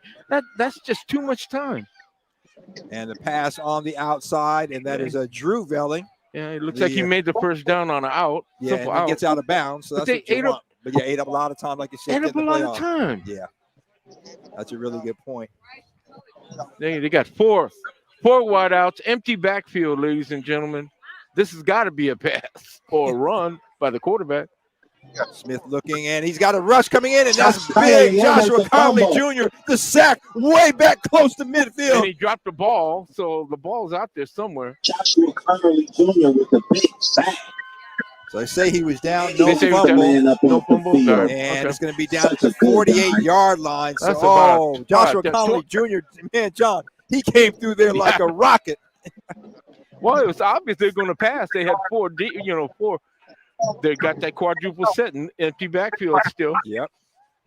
So I tell you what, those guys are pinning their ears back, and they're coming. Yeah, they're coming. You got four wideouts on the right side, so that's quadruple right. Quadruple. Empty set. Smith looking too, and's got a receiver over the middle, and nobody there. And I tell you what, that T. Elijah Holloway kicking himself because he's like, man, I should have had that pick. He was between him and the receiver, and the ball was right there. So that's it. And I believe that was a fourth down play. So turnover on downs with 3:38 left to go in the ball game. Rainier Beach a commanding 46-28 lead, and they've got the ball. In the words of my guy Kevin Collateral, they've got the lead and the leather. Yep, and the leather. In this case, the leather's the pigskin. You never hear him call the basketball pigskin. No, you don't. Although but they actually were made of leather too. Yeah. And whether this is true pigskin or not, who knows? But hey, we're gonna go with it. Yeah. Well, that synthetic stuff. Yeah. Here you go. Look at that hole. Hand off, and that is Miles Damon. And Damon breaking tackles, still on his feet. Damon still rolling. Miles Damon carrying tacklers all the way to the 45-yard line. Miles Damon should have been stopped for at least no gain. He spun around, and they couldn't tackle him. It's wet. Yep. You're grabbing guys that are wet. You're cold. You're getting on the losing end of the score, and you're saying, this guy is 200+ pounds. Yeah, and he just kept his legs moving. So Miles Damon, that was a nice run there, about 7-yard pickup. Yep. Damon, the junior, quite a basketball player as well, like his daddy. And that's Damon one time. The ball's on the turf, and I think it's going to be covered, but let's see what they call it. It looks like Prep is saying they have it. But I haven't gotten a call. Yeah, they got it. They've got it. Yeah. All right, so turnover here, fumble on the play. Seattle Prep with the ball. 2:38 left to go in the ball game, and the turnover likely too late in the game to have impact on it. But they're using up 20 seconds on every series of every play. That you can only do that so long, and you're running out of time. It just I don't understand it. To me, I mean, maybe I'm like I said. Jay Yeezy not happy with it. No, he said, but they got to get the playoff. They got to get and you know that you can't take that much time off the clock and expect it to make a comeback. You're running out of time. Good point. I mean, you got the way we used to do it again, John. We would have 3, 4, 5 plays, and I would call them exactly, and the pass on the sideline, caught and staying inbounds, I believe. Yep. But a first down or close to it. Yep, I think they're going to say first down. But yeah, John, again, we used to have several plays. We call them. We go right back to the line, and if I saw something, when I say I played quarterback, off and on through when I played in Little League, and then played my first year at Ingram. And again, I changed the play at the line if I needed to, but you got to get it going. Like you got it. It's like clock management. When you've got momentum, you don't want to stall out with taking a long time to get a play call. So Braden Smith looking. He's got pressure. Josh Conley Jr. and he gets away, and Smith still with pressure, and finally gets rid of it. And Velling can't pull it in. So I tell you what, Braden Smith did a great job of avoiding the rush. He's down, and That's the Beach Boys out there. I tell you what, one of his teammates rushes over to help him up, and we got a Beach player down on the 40 as well. So we'll have a stop in play with 2 minutes exactly on the clock. I don't think the outcome is in question, but and Rainier Beach player down, and he's on his feet. He's okay. And again, that is Jacob Seattle again. He's on his feet. He's okay. But again, he's going to have to come off for at least one play. You know, you have no 2-minute warning in high school or college football. It's only in pro football. You know, people don't know that. Yeah. There is no 2-minute warning for high school, interscholastic, or intercollegiate rules. It's only in pro football. And John, we've been joined under the tent here by a number of folks. Welcome to the Rainier Avenue tent, ladies and gentlemen. Hope you stay dry. It's all good. All right, so we've got a 4th down and about a yard to go. This could be it, John. Yep. Braden Smith in the gun. He's got the receiver split wide. You got encroachment. No, it's automatic now. They got a first down. Did he gets some movement on the defensive line. Yep. Encroachment. So that's a first down on the penalty. Yep. So Rainier Beach a little anxious there. Yep. Now, those are, penalties are penalties, but, at least that's a mission commission kind of thing. Yeah. He's trying to gain an advantage. Okay, I understand that. What I don't like is those dead ball fouls. Right. Yeah. So Braden Smith looking over the middle. He's got the big receivers, big tight end there. That's number 15. That's called gang tackling. Yep. Grab the ball. That's called gang tackling. They finally figured out how to bring that guy down. Yeah, Reed Johnson, he is a big guy, stands at 6'4", 215, senior tight end. So he's brought down for about a 4-yard gain. We'll give him, now about 3 actually. So 2nd and 7 to go. Ball's at the 40-yard line. Got 4 receivers on the right side, so it's obviously going to be a pass. Empty backfield, 1 wide out to the left. Braden Smith about 5 yards deep. Gets the snap. Oh, my goodness. Left. He's getting pushed. Oh. And he's just going to get rid of it. He had a lot of pressure coming. Yeah. So it's going to make it 3rd and 7 to go. Minute 36 left to go in the ball game. And again, if you like what you're listening to, what you hear here on Rainier Avenue Radio, hey, you can be a part of the team. Send us a donation of any amount. We appreciate it. Rainier Avenue Radio at Venmo. Vin who? Venmo. You got it. Vin Baker and Mo Cheeks. Or Mo Layton, or Dennis Mo Layton. Remember he played for USC? Dennis Layton. That's before my time. Yeah, but there's a USC guy standing next to you. There's a USC dad. Right. Jack Relly gets it on the left sideline there, and he's still on his feet. Finally, they blow the whistle. Yeah, he's out of bounds. They step first down. And you are listening to Rainier Avenue Radio. World. Yes, indeed. Gotta love it. 4 wideouts. Braden Smith, the quick out, and just misses receiver. Couldn't get it. He was looking for John Slavin, and it's just out of the reach of Slavin's hands. So falls incomplete. That's going to make it 2nd. This is for pride. They're going to try to score for pride. Put some points on the board. And Rainier Beach, the defense saying, we're not having that. Nope. They got double wideouts now, both sides. Single back in the backfield. Single back. Rainier Beach has got 7 guys deep. And the pass there. That's a completed pass. This should be nowhere to go. Drew Velling. Beach Boys. And I believe that was, if I'm not mistaken, Elijah Holloway. On the coverage and the tackle. There should be two plays, I think, left in this game. About 2. Let's make some noise for them Vikings. Come on. Let's make some noise for them Vikings. Come on. Right. Yep. 38 seconds. Clock is ticking. This should be the last motion across. Now you got Nick Matthews in motion, and the pass looking, and Matthews gets it, and he's going to be knocked out of bounds for a first down. 27, and they got to stop the clock. They finally do it. 25 seconds. So first down inside the 15. Right. Maybe at the 14. Nose of the football touching the 15-yard line. So 1st and 10 for the Panthers. Trying to get back on the board, trailing 46-28 with 25 seconds left to go in the ball game. Oh, Braden Smith. And he makes a finds move. a big tight end.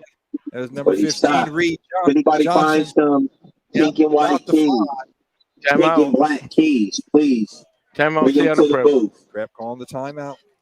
There's 16 seconds. Timeout, Seattle Prep.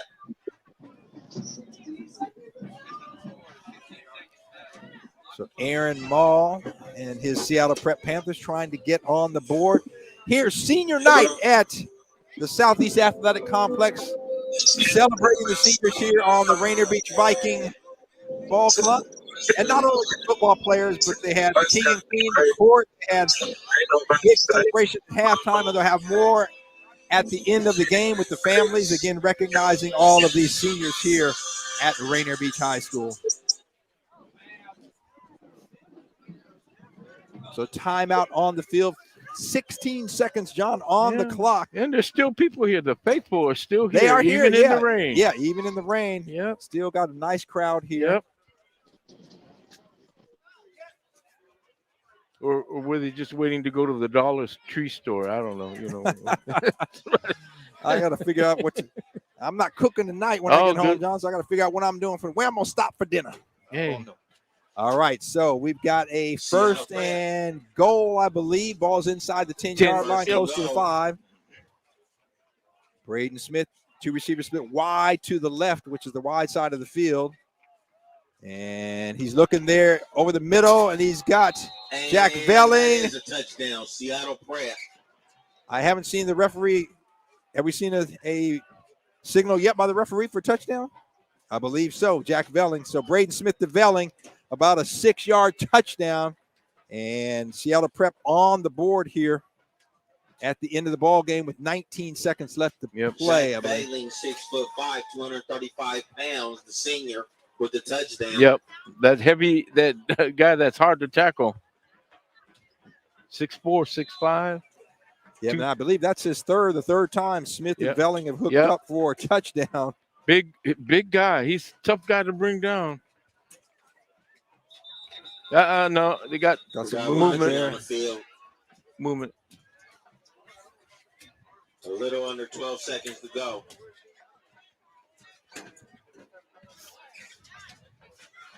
So let's see what the call. We got some movement there. No, on the defense. So they go half the distance to half the distance to the goal. Go for 2. What the heck? Why kick it? And the holder, the holder is quarterback Braden Smith, the all-around guy that can do everything. So you never know. Let's see. He's holding it.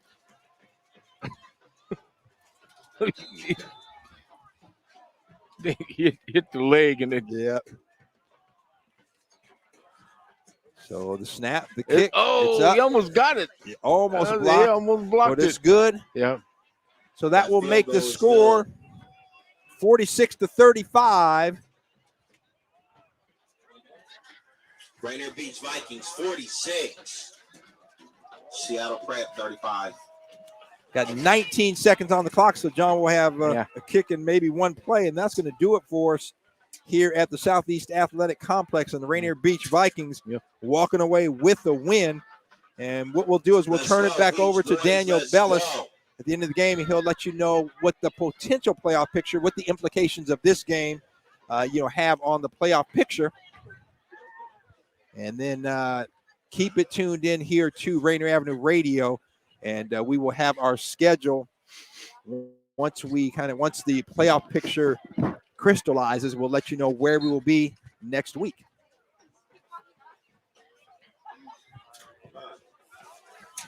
You guys got to get off the field. Get off the field. So again, I want to say a big thank you to 11 seconds to go. A little under 12 Vanessa, our intern, Vanessa Ewart Northrop. She is running the camera, doing a great job. First time being on the camera solo.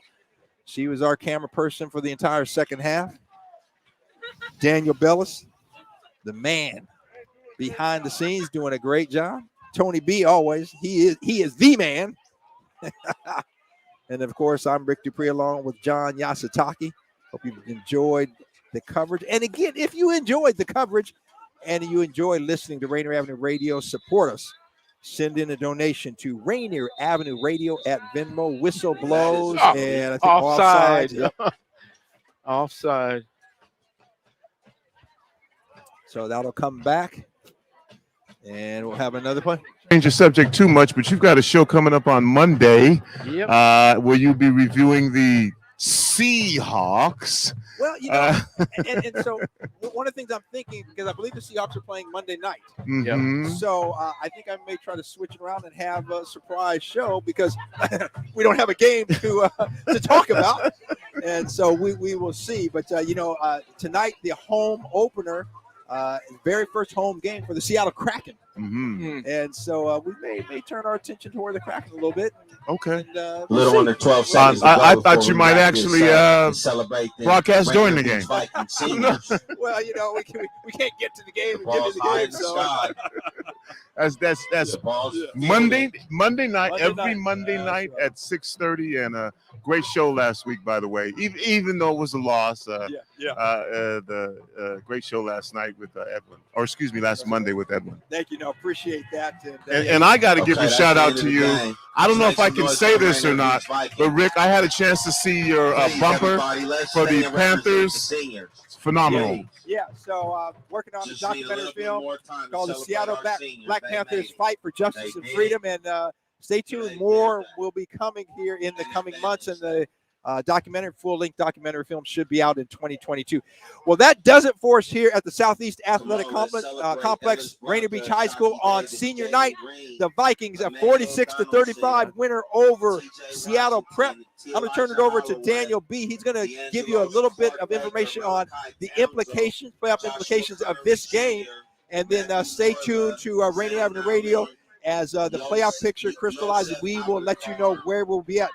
For John Yasasaki, better known as Jay Yeezy, for Vanessa, for Tony B, I'm Ricky B. That does it for me. And now, Daniel B. to bring in an update. Go ahead, Daniel.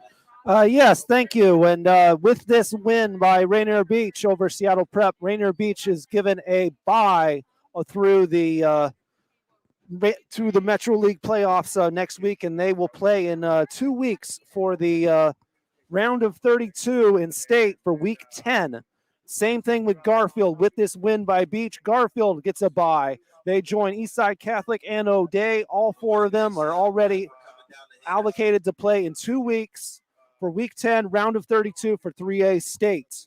For Seattle Prep, they are not eliminated. They still have a chance left to get to state. And that's going to happen on this next Saturday night. That game taking place at 6 p.m., and they will play the winner of the Tuesday game between Lincoln and Roosevelt. That game between Lincoln and Roosevelt taking place Tuesday at 7 p.m. Tuesday at 7 p.m. with a loser-out game between Roosevelt and Lincoln at Memorial Stadium. And the winner of that game will play against this Seattle Prep squad next Saturday at 6 p.m. against the winner of the Lincoln Roosevelt team in a loser-out game. So Seattle Prep still has an opportunity to make the Week 10 round of 32 in state if they win against the Lincoln Roosevelt winner. That game, of course, occurring on Tuesday. On Friday, the final Metro League team to make state on Week 10, round of 32 will be either Bishop Blanchette or Ballard, who will play each other on Friday at 5 p.m. at Memorial Stadium in a loser-out game. The winner will go on to Week 10, round of 32 play. So to sum it up, O'Day, Eastside Catholic, Rainier Beach, Garfield, they're in Week 10. They'll play in 2 weeks. Seattle Prep playing Saturday against winner of Roosevelt versus Lincoln. Roosevelt-Lincoln occurring on Tuesday. On Friday, Ballard versus Bishop Blanchette, loser-out game. And that will determine who will be the 6 teams that will participate in the round of 32 for 3A states in 2 weeks. We'll see if check the Rainier Avenue Radio schedule, which will be released on Monday on our website, to see which Metro League playoff game we will actually broadcast. But for now, we're going to take it to our regular scheduled program in the midst of K-Fox Night Beat, already in progress, hosted by DJ Nasty Ness. You can go over to RainierAvenueRadio.world on our website, player in the upper right corner, or download our app on iPhone and Android users to listen to K-Fox Night Beat, hosted by Nasty Ness, right now, already in progress. Thank you for tuning in. Check the Rainier Avenue Radio schedule this Monday to see what will be which Metro League playoff game we'll be broadcasting next weekend. Thank you and good night.